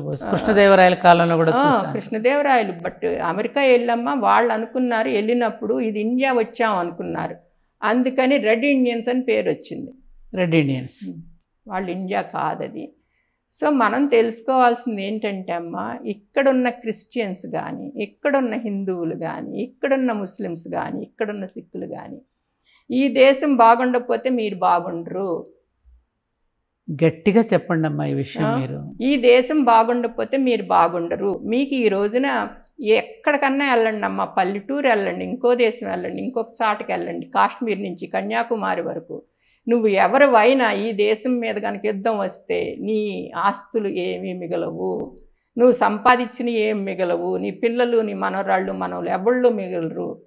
మన పాకిస్తాన్ వాళ్ళు వేసి మన వాళ్ళు ఆపగలిగారు కాబట్టి నీకు వచ్చి ఇక్కడ కొట్టుకోలేదు. అదే కనుక మన ఆర్మీ బాగుండకపోతే, మన సంస్థ ఎవరు పరిపాలిస్తున్నారో వాళ్ళు బాగుండకపోతే నీకు ఇలా జరిగేది కాదు కాదు కాదు. సో నేను ఒక్కటే చెప్తున్నానమ్మా, నా చేతులు నమస్కరించి ప్రతి ఒక్కరూ ఇక్కడ నివసించే వాళ్ళకి చేతులతో నమస్కరించి మీరు ఎవరైనా సరే భారతదేశం కోసం ప్రయత్నం చేయండి. మీరు పూజించే దేవుణ్ణి పూజించుకోండి. మీ మీద ఏమీ అబ్జెక్షన్ లేదు. గవర్నమెంట్ చేయదు, ఎవళ్ళు చేయరు. హిందూస్ అనేవాళ్ళు మీకు ఎప్పుడూ చేయలేదు. హిందూస్ బాధపడ్డారు కానీ ఈ దేశంలో వాళ్ళు ఎప్పుడూ ఇంకొకళ్ళని చేయలేదు. అందుకని మన దేశం బాగుండాలని కోరుకోండి. మన దేశం కోసం ప్రయత్నం చేయండి. ప్రయత్నం చేయాలి. మీ పిల్లల్ని చదివించండి. ఏం చదివించమంటారు? ఏది అవసరం కాదమ్మా. ఏ చదువు వాళ్ళకి చదవాలని ఉంటే అది చదివించండి. అన్నిటికంటే ముఖ్యమైనది బయట దేశాలలో ఏం జరుగుతుందో తెలుసుకోండి. వాళ్ళు చెప్పేవి నమ్మొద్దు నమ్మొద్దు నమ్మొద్దు. కాదమ్మా, మీ అభ్యర్థన, మీ కళ్ళలో నీళ్లు చూశాను నేను దేశం గురించి. నాకు అదే ఆవేదన ఉంటుంది. మీరన్నట్టు చాప కింద నీరులాగా అనేక రకాల కుట్రలు ఇప్పటికే జరుగుతూ ఉన్నాయి. ఇప్పుడు ఎక్కువ జరుగుతున్నాయి. అది తెలుసుకోక పిల్లలు ఇక్కడ మీరు ఇందాకే ఉన్నారు, ఏది కావాలంటే అది చదివించండి పిల్లలు అన్నారే. ఈ చదువుతో పాటు పిల్లలకి వాళ్ళలో ఒక శక్తిని నింపకపోతే పిల్లలు బుద్ధిమంతులుగానే తయారు చేయాలా, శక్తివంతులుగా కూడా తయారు చేయాలా? రెండు ఉండాలి. ఆ శక్తివంతులను తయారు చేసి కనుక ఆ తల్లుల్నే కనుక యుద్ధభూమికి పంపించకపోతే మనం మిగిలి ఉండేవాళ్ళమా? అసలు ఆ స్పృహ ప్రతి పౌరుడికి ఉందా? ఉండాలి కదమ్మా. ఉండాలి. ఎంతవరకు ఉంది మనలో అది? వాళ్ళు సంరక్షించబట్టే ఆ సరిహద్దుల్లో మనం ఇలా ఉండగలుగుతున్నాం అనే స్పృహ మనలో ఎంతమందికి ఉంటుందమ్మా పౌరుడిగా? అమ్మ నాకు తెలిసి మొన్న ఒక్కటి గుర్తొచ్చిందమ్మా మీరు చెప్తా అంటే, ఆంధ్రప్రదేశ్లోనమ్మా ఒక్కడే కొడుకు వాళ్ళకి భార్య ఉంది. ఆ అబ్బాయిని మొన్న కాశ్మీర్లో పహల్గామ్లో కదమ్మా చచ్చిపోయాడు ఆయన. ఆయనకి అమ్మ మనం అందరూ ఉన్నాం కదా, ఒక్కొక్కరికి ఒకే కొడుకో ఒక్కో కూతురో ఉంటారు. పాలిటిషియన్ అవనండి, బిజినెస్ మెన్ అవనండి, ఇంకొకళ్ళు. మీ కొడుకు లేకుండా ఉంటే మీరు ఎలా ఫీల్ అవుతారు? మీరు ఏం చేస్తున్నారు అసలు? ఈ దేశంలో అన్నీ మనం తింటున్నాము, మనమేమో అన్నీ అనుభవిస్తున్నాము. దేశం అంటే ప్రేమ లేకపోతే మనం ఏమవుతాము? మరి ఎక్కడన్నా ఉండండి, అమెరికాలో ఉండండి, ఇంగ్లాండ్లో ఉండండి, నేను ఒక్కటే అడుగుతాను, అమెరికాలో ఉన్న మా బ్రదర్స్ సిస్టర్స్ అందరు నేను ఒక్కటే అడుగుతాను, మీరు ఈ దేశంలో చదువుకుని ఈ దేశంలో నుంచి మీరు వెళ్ళారు, అమెరికాలో ఉంటున్నారు, ఉన్నప్పుడు మీకు ఇండియా మీద కొంచెం ప్రేమ ఉండి మీరు మీ ఇది కనుక ఇస్తే ప్రజలకి, ఇక్కడ వారికి పాలిటిషియన్స్ వచ్చినా ఎవరు వచ్చినా కూడా మీ ఇది ఇవ్వండి. మన ప్రజలమ్మ అన్ని దేశాల్లోకి వెళ్తున్నారు. ఎందుకు వెళ్తున్నారు అంటే వాళ్ళు తెలుసుకున్నది ఏంటంటే, ఈ మధ్యన తెలుసుకుంటున్నారమ్మ, ఇదివరకు తెలుసుకునేవాళ్ళు కాదు. వీళ్ళు కనుక వస్తే ఏమీ ట్రబుల్ ఇవ్వరు, పనులు చేసుకుంటా వెళ్ళిపోతారు, కష్టపడతారు. ఇండియన్స్ అంటే కష్టపడతారు అనేది ఒకటి ఉంది. నేనేమంటానంటే అమ్మ, మీరు అమెరికాలో ఉన్నారు కదా, మీకు ఇండియా మీద కొంచెం గౌరవం ప్రేమ ఉన్నా కూడా సపోర్ట్ ఇవ్వండి ఇండియాకి. ఎందుకు ఇమ్మని అంటున్నానంటే అమ్మ, ఇజ్రాయెల్ చిన్న దేశం అమ్మ, అది అన్ని ఆ దేశం చుట్టూ ఉన్నాయన్నీ ఇస్లామిక్ కంట్రీస్ అమ్మ. అమెరికా కనుక వాళ్ళ పక్కన లేకపోతే ఇజ్రాయెల్ ఉండదమ్మా. వాళ్ళు ఎంత గట్టాళ్ళైనా ఎన్ని వెపన్స్ ఉన్నా వాళ్ళు అయ్యేవాళ్ళు కాదు, నీటిలోకి వెళ్ళిపోయేవారు. వాళ్ళు అసలు ఉండేది కాదు, వాళ్ళ రేస్ అనేది ఉండేది కాదు. మీరు అమెరికాలో ఉంటా మీకు ఎందుకు ఇండియా మీద ఎందుకు మీరు ఏం చేయలేకపోతున్నారు? ఎంతోమంది ఎన్నో ఐడియాస్ మాట్లాడుతూ ఉంటే మీరు ఎందుకు అపోజ్ చేయలేకపోతున్నారు? అమెరికాలో ఉండి మీకు తెలుసు ఇది నిజం కాదని, వాళ్ళు మాట్లాడేది నిజం కాదని మీకు తెలుసు, ఎందుకు ఊరుకుంటున్నారు? మీరు ఎందుకు పాలిటిక్స్లో ఉండట్లేదు? ఎందుకు యునైటెడ్గా ఉండట్లేదు? ఎందుకు మీరు ఇండియాని మీ మదర్ కంట్రీ అని అనుకోవటం లేదు? ఐర్లాండ్ అమ్మ చిన్న దేశం అమ్మ, ఆ ఐరిష్ వాళ్ళందరికీ ఐర్లాండ్ అంటే ఎంత ప్రేమ. ఇండియాలో ఉంటా మనకి ఇంత ఫ్రీడమ్ ఉంది. ఎందుకు ఫ్రీడమ్ ఉందని నేను అంటున్నానంటే అమ్మ, ఒక్కొక్కసారి నాకు ఒక్కొక్క లోపల అనిపిస్తూ ఉంటుందమ్మా, ఇండియాలో నుంచి మిడిల్ ఈస్ట్ వెళ్ళారనుకో అమ్మ, ఒక్క ఉమ్మేయరు, ఒక్క రూల్ బ్రేక్ చేయరు. ఏంటమ్మా? ఎక్కడ అనేది వేయరు. ఎవరు? మన వాళ్ళు ఇండియన్స్. బయట దేశాలకు వెళ్తే వెళ్ళగానే కొంతమంది దేశాలు పాస్పోర్ట్లు తీసుకుంటాయమ్మ, మీ దగ్గర ఉండవు, మీరు ఉమ్ము కూడా వేయరు అక్కడ, రూల్స్ అన్నీ ఫాలో అవుతారు. మళ్ళీ మీరే వెనక్కి వస్తే అవన్నీ ఒక్కడు కూడా ఫాలో అవుతారు. ఇండియాకి వచ్చినప్పుడు ఎందుకు మీకు అంత అలుసు ఇండియా అంటే? ఎందుకు మీరు అంత ఫ్రీగా తీసుకుంటున్నారు ఇండియా అంటే?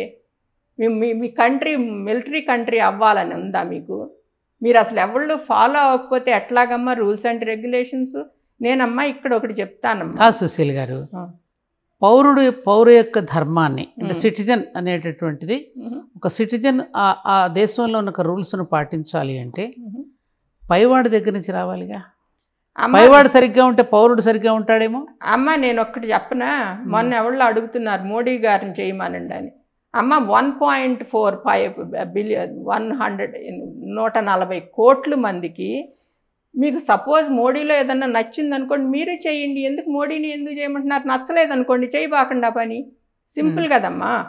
ఇప్పుడు నేనేమడుగుతున్నానంటే, మీ ఇంట్లో పిల్లలకి పెళ్ళిళ్ళు అయ్యి కోడళ్ళు కొడుకులు అల్లుళ్ళు వస్తే మనం మేనేజ్ చేయలేకపోతున్నాం చిన్న ఇల్లు.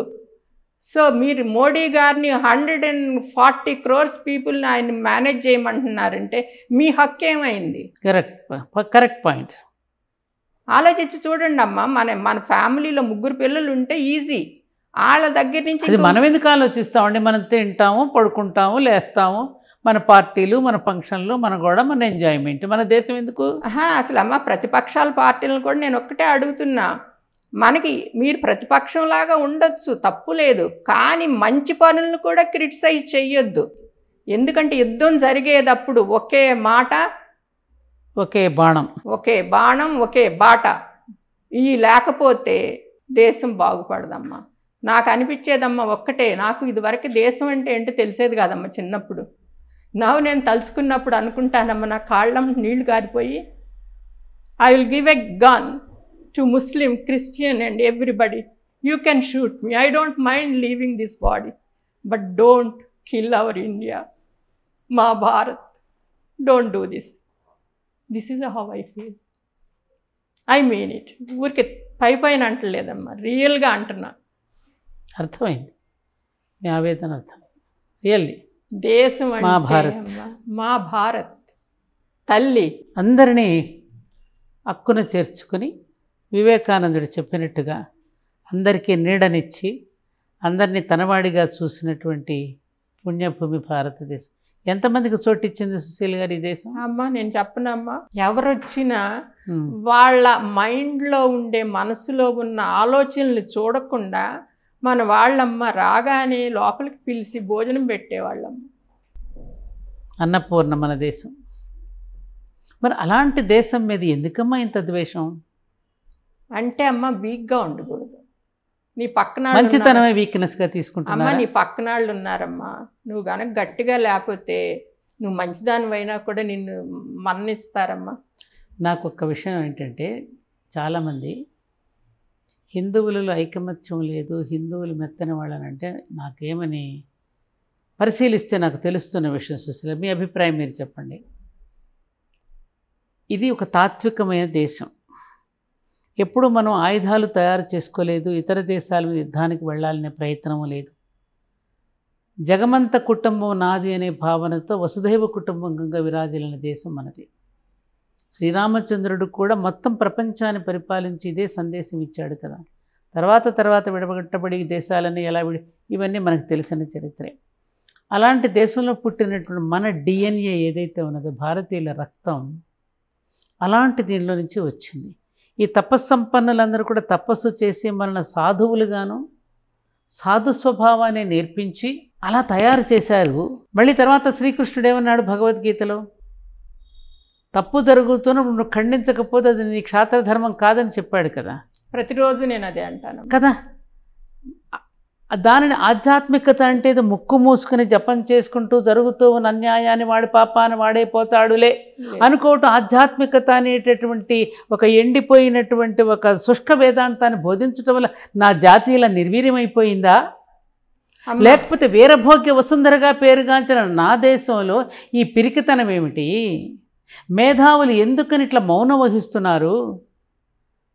గొప్ప గొప్ప వ్యక్తులను ఎందుకు తయారు చేసుకోలేకపోతున్నాం మనం? ఆ తయారు కావాలనుకున్న యువతకేమో చూస్తేనమాట డ్రగ్స్కి అడిక్ట్ అయిపోతున్నారు. వాళ్ళకి పూర్తిగా మత్తు పానీయాలు వాళ్ళకి పరిచయం చేస్తుంటే వాళ్ళేమో అందులో కొట్టుమిట్టాడుతున్నారు. మరి ఎవరమ్మా ఈ దేశాన్ని పట్టించుకునేది?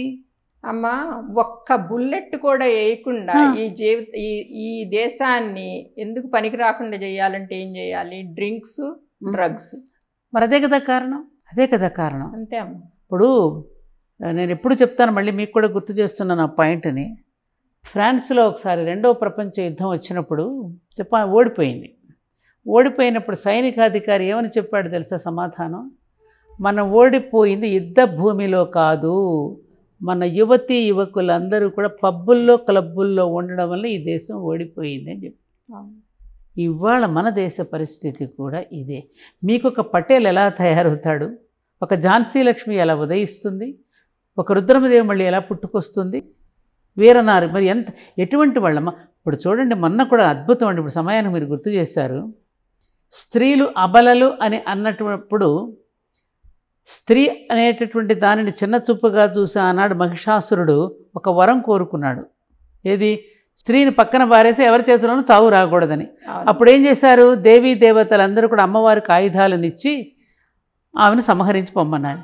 సేమ్ అదే మన ప్రధానమంత్రి గారు మన ఇద్దరు స్త్రీల చేత, ఏ స్త్రీనైతే నువ్వు మోడీకి చెప్పుకోపో అన్నాడో, ఏ స్త్రీనైతే అన్నాడో, చూడండి ఎంత విచిత్రమో.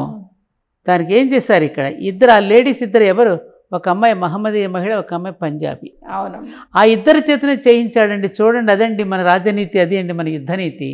అమ్మ, నాకు తెలిసినంత వరకు అమ్మ, ప్రతి ఒక ఏదైతే దెబ్బ కొడుతుందో ఆ దెబ్బలో నుంచి కొంత పైకి వస్తాం కదా. అది జరగాలని ఉందమ్మా. ఈవెందో అంతమంది చచ్చిపోవటం నేను అసలు భరించలేనమ్మా. వాళ్ళందరూ నా బ్రదర్స్ సిస్టర్స్ కదమ్మా. కానీ నేను అనుకుంటున్నా అమ్మా, నేను ఒకవేళ తప్పేమో నాకు తెలీదు, భారతదేశంలో వాళ్ళందరూ ఒకటవుతారని అనుకుంటున్నా. తప్పకుండా మనం ఆశిద్దాం సుశీల్ గారు, మీరు ఆవేదన చెందకండి, మనం కోరుకుందాం, నమస్కారం చేసుకుందాం. పోతే చెప్పండి, మీరు ఏదో పూర్తిగా చెప్తుంటే నేను మీ కన్నీళ్ళు చూసి నేను కొంచెం చెప్పండి. అందుకనమ్మా మన దేశంలోనమ్మా ఉన్నది, ఇందాక మన ఒకరితో మాట్లాడుతున్నాను, వాళ్ళు అన్నది చాలా, దాంట్లో చాలా సత్యం ఉన్నది. సత్యం అంటే ఏంటంటే అమ్మా, ఈ దేశంలో కొంతమంది తపస్సు చేశారు. తపస్సు చేసినప్పుడమ్మా తపస్సు అది చాలా కనపడదన్నమాట, కళ్ళకు కనపడేది కాదు, సూక్ష్మంగా ఉంటుంది. అమ్మ ఇక్కడ జరిగే అరాచకాలు, వరల్డ్లో జరిగే అరాచకాలు అన్నీ చూస్తే అమ్మ మన దేశం ఇంకా ఎలా ఉంది అంటే కొంత వాళ్ళు చేసిన తపస్సు చేసే ఇది ఈవెన్ కూడా చేస్తున్నారు. కాకపోతే ప్రతి ఒక్క దేశానికి ఆడ ఆమె అనే ఆమె సరిగ్గా ఉండాలమ్మా. ఇది నేను అన్నిటికంటే ముఖ్యం అనుకుంటున్నాను. స్త్రీలు సరిగ్గా ఉండాలంటారు. స్త్రీలు ఎందుకు అనంటే స్త్రీ సరిగ్గా ఉన్నప్పుడమ్మా భర్తని కూడా ఒకవేళ తప్పు చేస్తా అంటే పక్కకు మళ్ళించగలదు. అంటే ఈయనే భర్త అయితే ఈయనే భర్త కాకపోతే కష్టం, చెప్పలేను. పిల్లల్ని సరిగ్గా సరిదిద్దగలదు. వాళ్ళని బ్రహ్మాండంగా డాక్టర్ అవని, ఇంజనీర్ అవని, ఒకవేళ స్వీపర్ అవని, ఏనీ అమ్మ నా హృదయంలోనమ్మ చీపిరి పుచ్చుకుని పాసి ఊడ్చేవాడు డాక్టరు నాకు ఒకటే కదా. వాళ్ళు ఊడ్చేవాళ్ళు దానికి ధర్మయుక్తంగా చేయాల్సిన పని. వాళ్ళు ఎంత ఇంపార్టెంట్ అంటే డాక్టర్లు ఎంత ఇంపార్టెంటో వాళ్ళు అంత ఇంపార్టెంట్ ఈ దేశానికి. 100%. ఏ ఒక్క పని కూడా రెస్పెక్ట్తో కూడినటువంటిదమ్మా. నేను ఒక్కటే నా ప్రార్థన అమ్మ. ఏంటి ప్రార్థన అంటే ప్రతి ఒక్కరికి ఒకటే ప్రార్థన, మీ ముందు మంచి జరుగుతా అంటే సమర్థించండి, చెడ్డ జరుగుతా అంటే సమర్థించొద్దు. రెండోది నాకెందుకులే అని ఊరుకోవద్దు అని ఎందుకంటున్నాను, అదే జరుగుతుంది, అది మీకే జరుగుతుంది. నేనేమనుకుంటున్నానంటే సుశీల్ గారు, మనం పాజిటివ్ కాయిన్కి ఇంకొక సైడ్ ఆలోచిద్దాం. ఇప్పుడు జరుగుతూ ఉన్నటువంటి పరిణామాలు, దేశీయ పరిస్థితులను చూస్తుంటే ఎవరైతే సత్యం మాట్లాడుతున్నారో, ఎవరైతే దానిని ఎదుర్కొందామని బయటకు వస్తున్నారో వాళ్ళను కూడా అణిచివేసేటటువంటి పరిస్థితులు కూడా ఎక్కువగా దాపురిస్తున్నాయి మన ఇండియాలో. ముఖ్యంగా ఏ దేశంలో ఉండొచ్చు, నేను ఇక్కడ జరుగుతున్నటువంటి పరిణామాలను గురించి చెప్తూ ఉన్నా.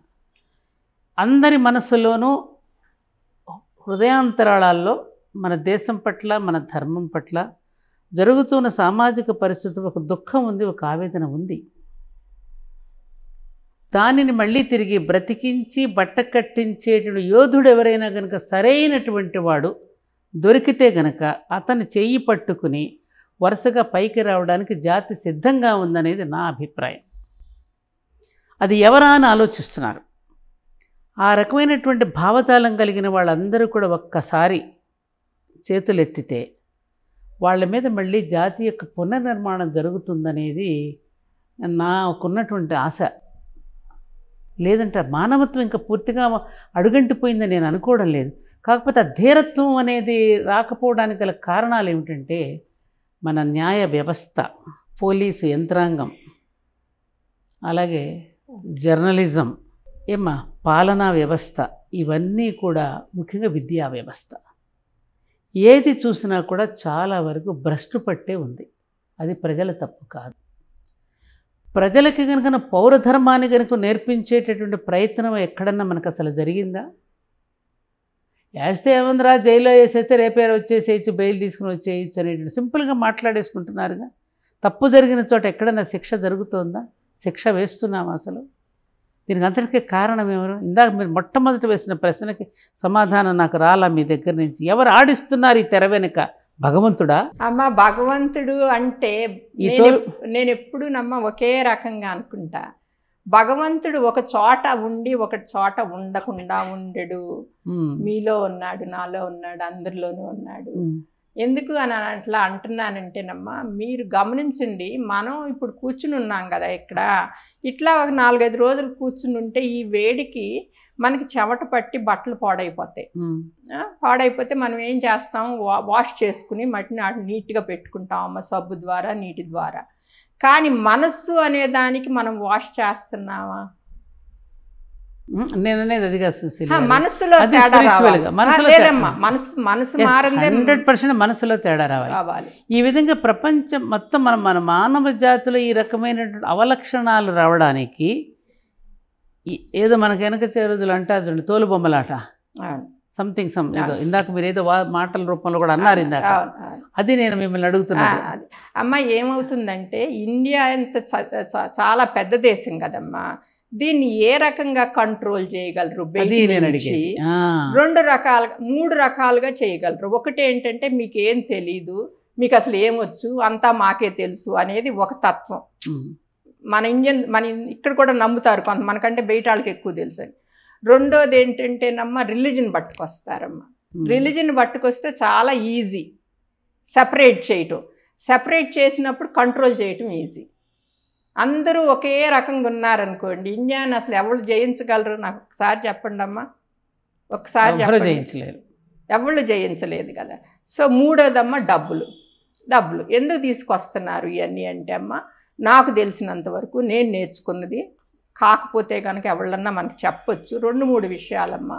ఒకటి రెండు కమ్యూనిటీస్ అనండి, రిలీజన్స్ అనండి అమ్మా, they are racing to change India into different kind of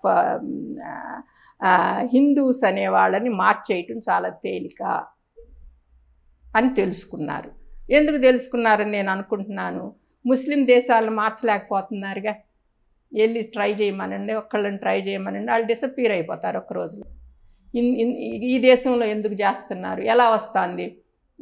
కొంతమంది నాకు తెలిసిన వాళ్ళు ఒకరు చెప్పారమ్మా, ఆమెకు ఆరోగ్యం బాగుండదు, ఆమెకు దగ్గరికి వచ్చి నువ్వు కనుక క్రిస్టియన్గా కనుక అయిపోతే నీకెంత ఇస్తాము, ఒక లంసమ్ ఇస్తాము, నెల పంపిస్తాము. ఎవళ్ళన్నా భార్యాభర్తలు పోట్లాడుకుంటున్నారనుకోమ్మ, నువ్వు కనుక ఈ రిలీజన్ తీసుకుంటే నీకు ఎమ్మటే ఆగిపోతాయి.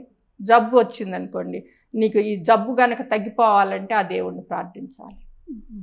సో ఇది ఇక్కడమ్మా మనకి ఒక రోజులోనమ్మా, ఇదివరకు మీరు గమనిస్తే ఒక యానిమల్ని కట్ చేయాలంటే ఒక చేతిలో మనం గడ్డి పట్టుకెళ్తాము దాన్ని పిలవటానికి, ఇంకొక చేతిలో కొడవలు కానీ ఏదన్నా ఉంటుంది చంపటానికి, అవునా? బట్ యానిమల్ కూడా, దానికి కూడా తెలుసు కొడవలు ఉంటే కట్ చేసేస్తారని, రాదు, ఆ చెయ్యి వెనక్కి పెట్టుకుంటారమ్మ. సో డబ్బు రూపంలో మారుస్తున్నారు, బల రూపంలో కొడవల్ని వెనక్కి దాసి గడ్డి ముందు పెడతాడు. సో మనం నమస్కారం అందుకని చేస్తామమ్మా, 2 చేతులు ముందుకు పెట్టి నమస్కారం చేస్తాం. అద్భుతమైన పాయింట్ చెప్పారు. కొంతమందికి ఆక్టిపస్ అంటే అమ్మ ఎన్నో, మీరే చూడండి, చాలా హ్యాండ్స్ ఉంటాయి దానికి, అది మధ్యలో ఉంటుంది. దానికి ఒక చేతిలో కత్తి ఉంటుంది, ఒక చేతిలో ఫ్రెండ్షిప్ ఉంటుంది, ఒక చేతిలో డబ్బు ఉంటుంది. నేను ఊరికి ఉదాహరణ చెప్తున్నా మీకు, ఏది కావాలంటే అది తీసుకొచ్చి పైకి చేస్తుంది. సో అవుట్ సైడ్ కంట్రీస్ కూడా అంతే, నిన్ను కంట్రోల్ చేయడానికి డబ్బు ఉపయోగిస్తారు, నీ రిలీజన్ మార్చడానికి డబ్బు ఉపయోగిస్తారు, మీ దేశం అరాచకం చేయటానికి 3 రిలీజన్స్ 4 రిలీజన్స్ మధ్యన పోట్లాట పెడతాడు. ఎట్లా పెడతారు అంటే, ఇదివరకటి ఒక రాజుకు సహాయం చూపించి ఆ రాజును కాంకర్ చేసి ఇంకొక రాజును కూడా ఓడించి మన్న పరిపాలించారు. ఎట్లా పరిపాలించగలిగారు? విభజించారు, ఎవళ్ళ కాళ్ళకి విభజించారు, divide and rule. So religion అమ్మ, మనీ, దేర్ ఇప్పుడు ఉందమ్మా, నేను చూస్తాను, బహుశా తర్వాత కూడా తెలుస్తుందేమో, నేటోలో 27 కంట్రీస్ ఉన్నాయమ్మా, America, most of the European countries అన్నీ. వాళ్ళందరిది మోస్ట్ ఆఫ్ ద టైం ఒకటే పాలసీ. ఇప్పుడు కొంచెం తేడాలు రావచ్చు, ఎందుకంటే వాళ్ళని వాళ్ళు రక్షించుకుంటానికి అది పెట్టుకున్నారు. 27 కంట్రీస్కి ఒక్కొక్క దేశానికి 100 ఛానల్స్ ఉన్న న్యూస్ ఛానల్స్ ఎన్నవుతాయో మీకు తెలుసు. వాళ్ళందరూ ఒకే మాట అనుకుంటారు, టెర్రరిస్ట్ అనే మాట వాడరు, మిలిటెంట్ అని వాడచ్చు. ఇండియాలో టెర్రరిస్ట్ అనే మాట వాడరు, మిలిటెంట్ బీబీసీ అయి ఉండొచ్చు, ఇంకొకళ్ళు అయి ఉండొచ్చు. So they have a way of twisting the truth. వాళ్ళని కాదు మీరు ఏమనకూడదు, మనం పరిశీలించుకుందాం. మీ వాళ్ళందరూ, మన దేశంలో వాళ్ళందరూ అన్ని దేశాల్లోనూ ఉన్నారు. మీరు రాయబారులు అంటాడు, మీరు ఈ దేశం నుంచి వెళ్ళి ఇంకో దేశంలో రాయబారులు మన ఇండియన్స్ అమ్మ, అన్ని దేశాల్లోనూ ఉన్నారు. నువ్వు మాట్లాడే మాట బాగుంటుంది, నువ్వు చేసే పని బాగుంటుంది, బట్ ఇండియాని ఎందుకు మనం క్రిటిసైజ్ చేయాలి? నువ్వు ఈ దేశంలో కదా పుట్టి పెరిగి వెళ్ళావు. ఇప్పుడు యూరోపియన్ కంట్రీస్, అమెరికా అవన్నీ ఆక్యుపైడ్ ల్యాండ్స్, అది ఒరిజినల్ కాదు కదా. ఈ ఇండియా ఒక్కటే కదమ్మా. ఇప్పుడు అమెరికా ఉందనుకోండి, అది ఇండియన్స్ది, రెడ్ ఇండియన్స్ది. ఆస్ట్రేలియా ఉందనుకోండి, వాళ్ళకి ఒరిజినల్ వాళ్ళు ఉన్నారు. న్యూజిలాండ్ ఉందనుకోండి, వాళ్ళు ఉన్నారు. కెనడా ఉందనుకోండి, వాళ్ళు ఉన్నారు. వాళ్ళందరినీ చంపేశారు, లేకపోతే ఒక పక్కకు తోసేశారు. మీరు ఆలోచించండి. మీరు ఇండియా నుంచి బయటికి వెళ్ళిన వాళ్ళందరికీ నా నమస్కారం చేసి ఒక్కటే అడుగుతున్నా, మీరున్న దేశాన్ని అమ్మలాగా చూసుకుంటున్నారు, ఇలా నాన్నలాగా అది మంచిది. కానీ మీకు అంతకుముందు ఇంకొక అమ్మ ఉంది, భారతదేశం. ఆ అమ్మ, ఆ అమ్మకి మీరు ఏం చేయగలుగుతారు అదొక్కటి ఆలోచించుకోండి. మీరు రేపు కళ్ళు మూసి కళ్ళు తెరిసేలోపు ఇండియా లేదు, మీరు ఎలా ఫీల్ అవుతారు? ప్రతి ఒక్కరికి నేను ఒక్కటే అడుగుతా. ఇప్పుడు మీరు చెప్పిన దాని అది మీ అభ్యర్థన చాలా బాగుంది. అందరినీ ఆలోచించమని ఆలోచింపచేశారు. అంటే ఇంతకీ ఈ పప్పెట్ షో అంతా దీనివల్ల నడుస్తుంది. అంతే అమ్మా. ఆ పప్పెట్ షో వెనక నుంచి నడిపిస్తున్నారు. ఎవరు నడిపిస్తున్నారు అని అంటే ప్రతి ఒక్కరి చేతిలోనూ. అమ్మ, పప్పెట్ అనేది మనకి ఓల్డెన్ డేస్లో మనం చూసేవాళ్ళం, తోలు బొమ్మలాట. కానీ దాని వెనకాల ఒకళ్ళు ఉంటారు, తోలు బొమ్మలు ఆడిచ్చేవాళ్ళు. సో ఇక్కడ తోలు బొమ్మలన్నింటినీ గనక మనం ఆ రకంగా అనుకుంటే ఆడిచ్చే వాళ్ళందరూ బయట ఉన్నారు, బయట దేశాల్లో. ఈ సత్యం మనకి బోధపడకపోతే చాలా ప్రమాదం. ఏంటి మన చుట్టుపక్కలమ్మ, ఇండియా, పాకిస్తాన్, బంగ్లాదేశ్, మయన్మార్, ఈ దేశాలన్నీ ఉన్నాయి. మీరు కనుక ఆయన చూపిస్తారు రేపు. చైనా సంగతి ఏంటి చెప్తామా, చైనా. సో ఈ దేశాల వాళ్ళకి ఎవరికి కూడా ఇండియా పైకి రావటం ఇష్టం లేదు. ఎందుకని నన్ను అడగబాకండి, ఇష్టం లేదు.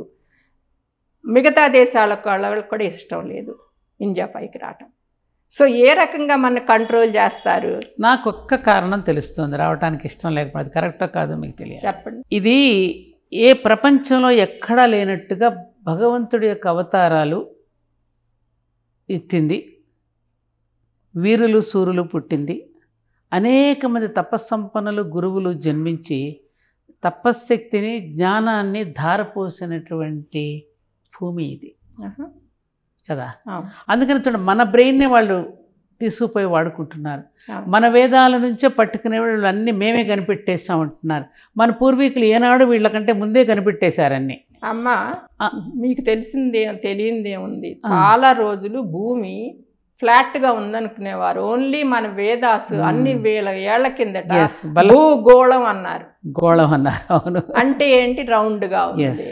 సో మనం ఇండియాలో చెప్తే మన ముందు ఎవళ్ళు కానీ మీరు నమ్మరు, మిగతా దేశాలు చెప్తే నమ్ముతారు. ఎందుకు నమ్ముతున్నారు? ఏదో విదేశీ వ్యామో శంఖంలో పోస్తే తీర్థం కాదన్నట్టు విదేశీయులు చెప్తే నమ్మేటువంటి పరిస్థితికి దౌర్భాగ్యంకి వచ్చామా మనం? మనకమ్మా ఇండియాలోనమ్మా నేను ఒక్కటే అనుకుంటానమ్మా, మనం అందరూ చేతులు ముడుచుకుని కూర్చున్నామా? ప్రతి ఒక్కదానికి ప్రశ్న వేయాలి. మీరు విదేశాల్లో ఉన్నప్పుడు కనుక వాళ్ళు ఏమన్నా అది ఇది మాట్లాడితే ఒక్కటే ప్రశ్న వేయండి, మీ దేశం అసలు ఎవరి దేశంలో మీరు ఉంటున్నారు, ఆ ఒరిజినల్ పీపుల్ అందరూ ఏమయ్యారని అడగండి అమ్మ. దీనికి ఒక్కటి నాకు అనిపిస్తుంది సుశీల్ గారు, ఇందాక మొట్టమొదట్లో మీరు చెప్పినట్టుగా ముస్లిమ్స్, క్రైస్తవ దేశాలు ఇవన్నీ మనం పరిపాలించినప్పుడు మన గ్రంథాలన్నీ కూడా తప్పురాతలని రెండమ్మా మనకి యూనివర్సిటీస్ ఉండేవి, వాటినన్నిటినీ తగలబెడితేనమ్మా ఎన్ని రోజులు తగలబెట్టి తక్షశిల నలంద యూనివర్సిటీ తగలబెట్టి మన గ్రంథాలను కాల్చేసి వేదాలను తగలబెట్టేసి ఇవన్నీ మనకి చేసుకుంటూ వచ్చి మనది తప్పుడు రాతలు తప్పుడు కోతలు అన్నట్టుగా రకరకాలుగా మాట్లాడి మన జాతిని ఒక రకంగా భ్రమల్లో ముంచేశారు. అమ్మ వాళ్ళు మొట్టమొదటి చల్లా చెదురు పడిపోయి వాళ్ళు నిజమేనేమో అనేటువంటి పరిస్థితులు పడిపోతే మన వాళ్ళు కూడా దాన్ని చదవడం ఆపేశారు, అధ్యయనం చేయట్లేదు, ఋషివాక్కులను పట్టించుకోవట్లేదు. మనుషులు ఏదైతే చెప్పారో మనుషుల మాటలే నమ్ముతున్నారు తప్ప ఋషులు చెప్పినటువంటిది ఏదైతే ఉందో మనకి అది కదమ్మా మనకి ప్రామాణికం. ఆ ప్రామాణికం తీసుకుని ఎవరు పడితే అది మాట్లాడే చేయటం ద్వారా కూడా ప్రజలు ఒక గందరగోళంలో పడిపోయారా అనేది కూడా కరెక్ట్ ఏమో అనిపిస్తుంది. మీరేమంటారమ్మా? అవునమ్మా, మన ఎవళ్ళైనా కానీ మనని బలహీనులుగా చేయాలంటే ఏం చేస్తారు చెప్పండి అమ్మ. ముందు మీరు ఎందుకు పనికిరారు, నువ్వెందుకు పనికిరావు, నువ్వు ఇంగ్లీష్ నేర్చుకో, లేకపోతే ఫ్రెంచ్ నేర్చుకో, నువ్వు ఇది నేర్చుకో, నేర్చుకోవటంలో తప్పులేదు, నేర్చుకోవాలి. కానీ మన భాష మనకు ఉండాలి. భాష ఉండటం వల్ల ఏమవుతుందంటే అమ్మ మన వాళ్ళకి కనెక్షన్ ఉంటుంది, మనకు ఇది ఉంటుంది, లేకపోతే తెలియదు. ఇప్పుడు ముస్లిమ్స్ ఉన్నారనుకోమ్మ, వన్ థింగ్ వాళ్ళ దగ్గర ఉంది ఏంటంటే ఎక్కడున్నా కూడా వాళ్ళ యొక్క లాంగ్వేజ్ నేర్పిస్తారు, వాళ్ళ యొక్క ఇది. మనం ఎందుకని అన్నా కానీ, బట్ కావాలని కాదు, బట్ ఎందుకని అన్నా కానీ అంత అటెన్షన్ మనం పే చేయలేదు ఇదివరకు. నేను ఒకటే అనుకుంటానమ్మా, తల్లి గనక పర్ఫెక్ట్గా ఉంటే పిల్లలు బాగుంటారమ్మా. ఇది నా ఒక్క అనుభవం. మీరు చెప్పింది నేను కూడా చెప్తాను. అమ్మ ఒడి, బడి, గుడి 3 బాగుంటాయి, అన్నీ బాగుంటాయి. అవును, ఈ మూడింటిని మెడసా ఎందుకు దీంతో మన ప్రాచీనులు మనకు అందించారో, బడి, గుడి, అలాగే అమ్మ ఒడి అనేది సహజంగా ఉన్నటువంటిది. ఈ 3 సరిగ్గా ఉంటే సవ్యంగానే ఉంటాయి. అమ్మ సరిగ్గా ఉంటే, మరి ఆ అమ్మ సరిగ్గా పెంచబట్టే ఒక శివాజీ తయారయ్యాడు, ఆ అమ్మ సరిగ్గా ఉంటే ఒక గాంధీజీ తయారయ్యాడు, ఒక ఛత్రపతి శివాజీ, ఒక స్వామి భువనేశ్వరి, ఒక స్వామి వివేకానంద, ఏ గొప్ప గొప్ప యోధులైన నాయకులను చూసినా దాని వెనక కొంచెం తల్లే కదమ్మా. అవునమ్మా. రెండోదమ్మా, నేను ఏమనుకుంటున్నా, కలాం గారి వెనక కానీ, ఒక అంబేద్కర్ వెనక కానీ. నేను ఇందాక చెప్పబోయి మర్చిపోయాను. ఎప్పుడూ కూడా మంచి వ్యక్తికి, యోగీశ్వరుడికి ఓకే మీరు కాళ్ళకి నమస్కారం చేయండి, కానీ ధనము పొజిషను చూసి నమస్కారం చేయబాకండి. ఒట్టి నమస్కారం పెట్టచ్చు, బట్ కాళ్ళకి నమస్కారం పెట్టొద్దు. ఎందుకు పెట్టొద్దు అంటున్నానంటేనమ్మా, వాళ్ళకి నువ్వు అమ్ముడు పోతున్నావు. అది బాగా చెప్పారు. వాళ్ళు మీకు ప్రైమ్ మినిస్టర్ అవనండి, చీఫ్ మినిస్టర్ అవనండి, ఆయనలో మంచివి ఉంటే చేయండి, తప్పకుండా చేయండి, బట్ లేకపోతే మట్టుకు మీరు చెయ్యొద్దు. ఎందుకు చేయొద్దు అంటున్నానంటేనమ్మా, మనము పరమాత్మ యొక్క పిల్లలమమ్మ, అందరూ ఒక్కళ్ళు క్రిస్టియన్స్ అవనండి. నాకు తెలిసింది సింపుల్గా ఒకటే చెప్తానమ్మా, వాళ్ళు నమ్మొచ్చు నమ్మకపోవచ్చు, అది వాళ్ళ విషయం. పరమాత్మనే అల్లా అంటున్నారు, జీసస్ క్రైస్ట్ తండ్రి అన్నాడు, ఆయనే పరమాత్మ. కాకపోతే డిఫరెంట్ టైమ్స్లో, డిఫరెంట్ ఏజెస్లో పుట్టమట్టి డిఫరెంట్ నేమ్స్ వాడుతున్నాము. ఎందుకు వాడుతున్నాము అంటే, నేను ఇక్కడ కూర్చుని అమ్మ మంచినీళ్ళు ఇవ్వండి అంటాను, అదే నేను ఇంగ్లాండ్ వెళ్ళి అమ్మ మంచినీళ్ళు ఇవ్వండి అంటే వాళ్ళకి అర్థం అవ్వదు. ఎందుకు కావరా వాటర్ అంటారు, లేకపోతే పానీ అంటారు, లేకపోతే ఇంకొకటి అంటారు ఫ్రెంచ్లో. కానీ మనం సంబోధించేది ఒకే ఒక్కటి, నీరు, వాటర్. అదే రకంగా పరమాత్మ ఒకటే. నువ్వు కనుక నిజంగా దేవుణ్ణి అర్థం చేసుకుంటే, పరమాత్మ ఒక్కటే అన్నప్పుడు, అల్లా ఒక్కటే అన్నప్పుడు, ఆ అల్లాని నువ్వు భార్యలో చూడగలగాలి, మన కూతురులో చూడగలగాలి, మన కొడుకులో చూడగలగాలి. ఏంటండి మీరు అన్నారు, బాగానే చూడగలుగుతారు. మొన్న మీరు ఏదో ఒక ఇన్సిడెంట్ విన్నాను, 20 మంది ఆడపిల్లలు ఏదో సంథింగ్ జరిగింది. అమ్మ ఏమైందంటే, అదేమ్మా నేను విన్నా, నిజమేనా అది? అది ఏమైందంటే అమ్మ, బ్రిటన్లో 20 ఏళ్ల మట్టి కొంతమంది పిల్లలు కంప్లైంట్ చేస్తున్నారమ్మా. ఎట్లా చేస్తున్నారు అంటే అమ్మ, అక్కడ మామూలుగా బయటికి వెళ్ళి కాఫీలు టీలు తాగుతారమ్మా, మిగతా వాళ్ళతో కూడా మాట్లాడతారు. మనకి మళ్ళీ ఆడపిల్లల్ని ఇంట్లో అట్టి పెట్టరు. అయ్యేటప్పటికి వీళ్ళు ఏం చేశారంటే అమ్మ, కొంతమంది మెన్ను వాళ్ళని ముందు బాగా అంతా రెస్టారెంట్స్ తీసుకెళ్ళి, డ్రింకింగ్ ప్లేస్ తీసుకెళ్ళి బాగా చూశారు. చూసిన తర్వాత అమ్మ వాళ్ళని ఏమి చేశారంటే, ముందు వాళ్ళు వాడుకుని తర్వాత ప్రాస్టిట్యూట్స్ లాగా చేశారమ్మా. 20 ఏళ్ళు జరిగిందమ్మా. అమ్మ బాబా, ఎన్ని ప్లేసుల్లో జరిగిందంటే అమ్మ, బ్రిటన్లో నేను నమ్మలేను. నాకమ్మ కళ్ళం నీళ్ళు వచ్చేసినాయి అమ్మ. ఎందుకన్నా అనుకున్నానో తెలుసా, ఆ అమ్మాయి నా కూతురు అయి ఉండొచ్చు కదా. నువ్వు ఒక తెల్లపిల్ల అని చెప్పి నువ్వు కక్ష పెట్టుకుని నువ్వు అంతమందిని చేస్తావా? ఏ దేశం అంటే చెప్పనమ్మా, వద్దా? చెప్పండమ్మా. నేను ఇప్పుడు అట్లా మాట్లాడను. పాకిస్తాన్ అమ్మా, ఇక్కడ ఇండియాలో కూడా జరుగుతున్నాయమ్మా, దాసేస్తున్నారు. సో కాదమ్మా, ఇప్పుడు ఒక చిన్నది ఏమి జరగకపోయినా జరిగిందానని ఇంతగా ఊహించి చెప్పేసి మన హిందూ దీనిలో టీవీల్లో పెద్ద పెద్ద చర్చలు పెట్టేస్తారే. ఈ జరుగుతున్న ఘోరాల మీద వీళ్ళెవరో పిలిచి మాట్లాడు, అదే అడుగుతున్నారు అన్ని ఛానల్స్ వాళ్ళు. మరి బ్రిటన్లో అంతా ఇప్పుడు అదేనమ్మా, అదే బయటకు వచ్చేసింది. ఎందుకు దాశారు మీరు? ఏం చేస్తున్నారు? పోలీసు ఏం చేస్తున్నారు? వీళ్ళు ఏం చేస్తున్నారు? పెద్ద పెద్ద పరిపాలించే వాళ్ళు ఏం చేస్తున్నారు? నేను ఒక్కటే అనుకుంటానమ్మా, వాళ్ళ రిలీజన్ ఏమైనా అవని అమ్మా, ఇటువంటి పనులు చేయకూడదు. ఈ రిలీజన్ ఏదైతే మానవత్వం అమ్మా. How can you do this to ఆడపిల్లమ్మ లక్ష్మీదేవి? నువ్వు ఇట్లా చేస్తావా? వాళ్ళకి ఎప్పుడన్నా కోలుకుంటారా? ఏం కోలుకుంటారు? 20 ఏళ్ళు మట్టి చేశారమ్మా. 20 years. చాలామంది ఇప్పుడు జైల్లో ఉన్నారు. బట్ జైల్లో ఉన్నప్పటికీ ఈ ఆడపిల్లల జీవితం ఎప్పుడు జరిగిన సంఘటన? 20 years మట్టి. ఈ మధ్యనేనమ్మా ఒక 2 ఏళ్ళు మట్టి ఏమో జైల్లో పెట్టారు వాళ్ళు. జరిగితే 20 ఏళ్ళ మట్టి జరుగుతారు. సో అమ్మ, మనం తెలుసుకోవాల్సిందల్లా ఒకటే, మన అమ్మాయి, మన చెల్లెలు, మన మదరు మనం అంత బాగా చూసుకుంటామే, అంత బాగా పెట్టుకుంటామే. ఇంకొకటి అమ్మాయిలో నువ్వు గనక, నువ్వు ఆడవాళ్ళు అయితే గనకమ్మ, నువ్వు అనుకుంటున్నావు అనుకో, హిందువు అనుకో, ఆ తల్లిలో నువ్వు దేవతను చూడు, అంతే కదమ్మా. అంతే. ముస్లిం అనుకో, అల్లాని చూడు, అంతే కదమ్మా. మనకి ఇంకేం చెబుతున్నాయమ్మా మతాలు? ఏమీ చెప్ప. మనము ఒకటి సుశీల్ గారు, మన సనాతన ధర్మంలో కృణవంతో విశ్వమార్యం అంటూ అందరి మంచి ఆలోచనల్ని తీసుకుంటూ అందరినీ సమానంగా చూసి మంచితనం మీద, ఎప్పుడు మెత్తవాడిని చూస్తే మొత్త బుద్ధి అవుతుందన్నట్టుగా మన యొక్క సాధు స్వభావాన్ని, మెత్తదనాన్ని ఆసరాగా తీసుకుని ఇంతకాలం చేస్తూ ఉంటే చూస్తూ ఎలా ఊరుకోగలుగుతాం? కాబట్టి నేను అనేది ఏంటంటే, ప్రతి తల్లి కూడా తన పిల్లవాడికి ముఖ్యంగా ఈ భౌతికమైన విద్యతో పాటు ఇది కూడా పిల్లకి కానీ పిల్లవాడికి కానీ తప్పకుండా ధైర్యాన్ని చెప్పాలమ్మా. ధైర్యాన్ని, భరోసాని, పద్ధతిని చెప్పాల్సిన అవసరం ఉందమ్మా. ఎంత మట్టుకు నువ్వు వాళ్ళకి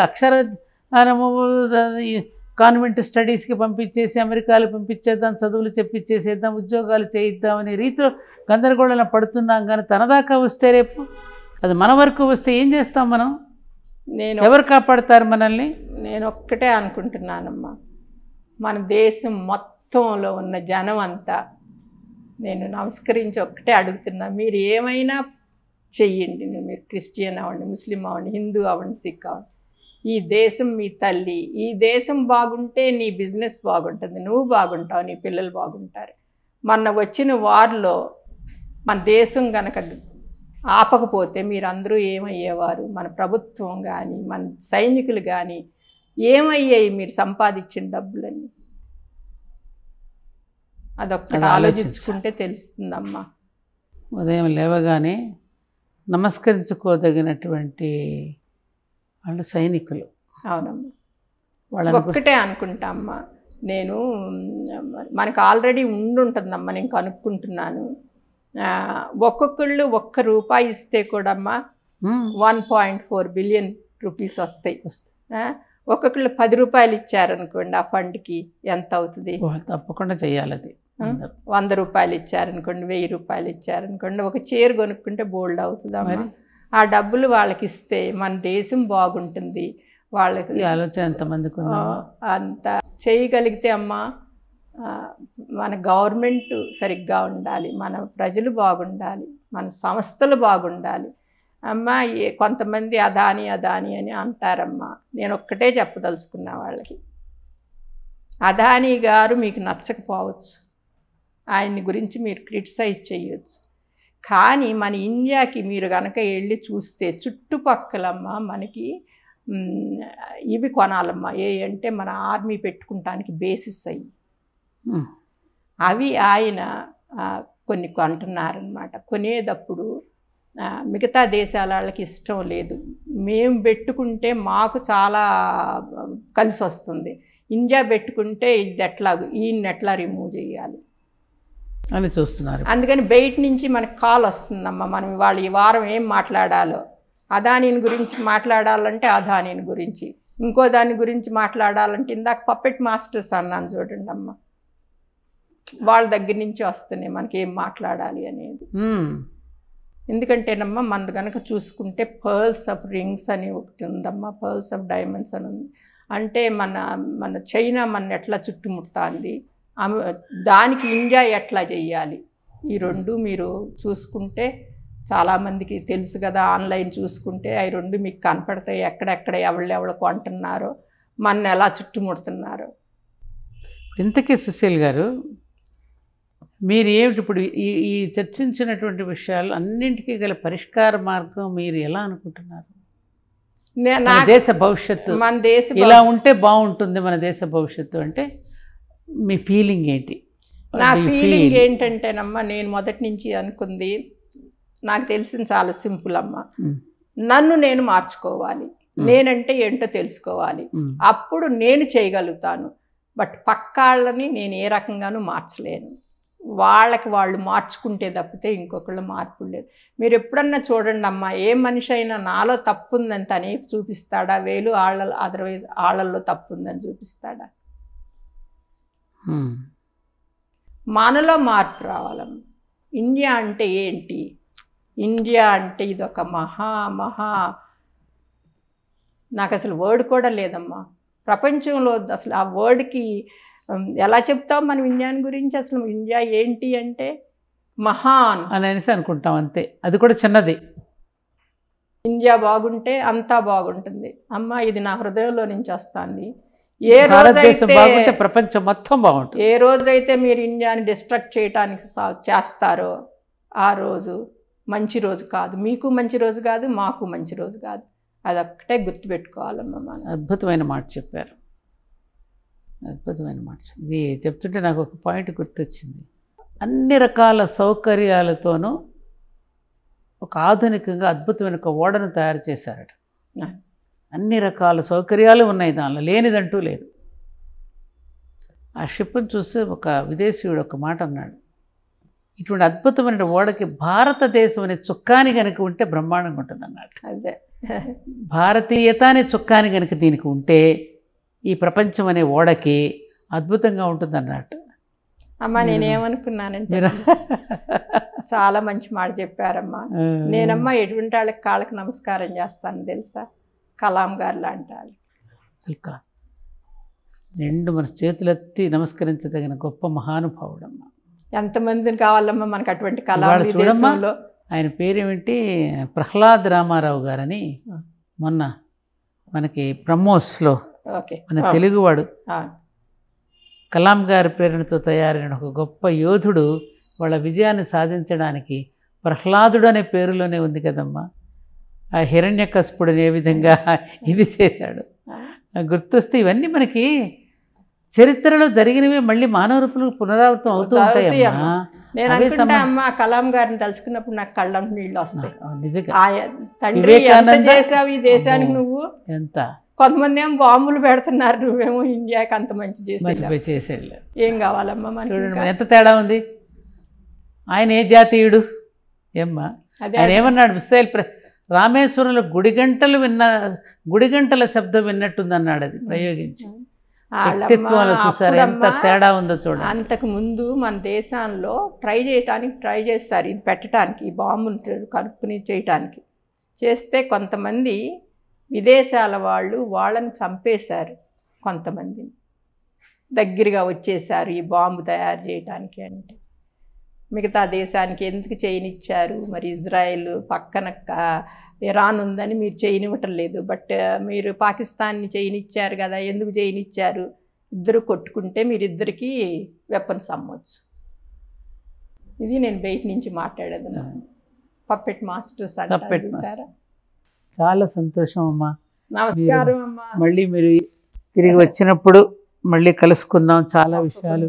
ఎందుకంటే మీరు ప్రతిరోజు నిశ్చితంగా అన్నింటినీ పరిశీలిస్తూ మీ మీ మీ స్పిరిచువల్, మీ ధ్యాన, మీ ప్రాణాయామ ఇవన్నీ చేసుకుంటూ కూడా సామాజిక దేశీయ పరిస్థితులను కూడా అవగాహన చేసుకుంటూ దానికి తగినట్టుగా మీరు ఎక్కడ ఉన్నా, ఏ దేశం ఎగినా నా భూమి భారతను మరువను అన్నట్టుగా మీరు అక్కడ ఉండి కూడా గుప్తంగా కూడా వారికి చక్కగా సహకారం అందిస్తూ ఉన్నారంటే ఇందాక నాకు చెప్పినప్పుడు విని చాలా గర్వం అనిపించింది అమ్మా. అందుకు మీకు చేతులెత్తి మరీ నమస్కరిస్తున్నాను. పేరుకు తగినట్టుగా సుశీలమ్మ, సుగుణవతి సుశీలమ్మ, నమో నమః. Thank you.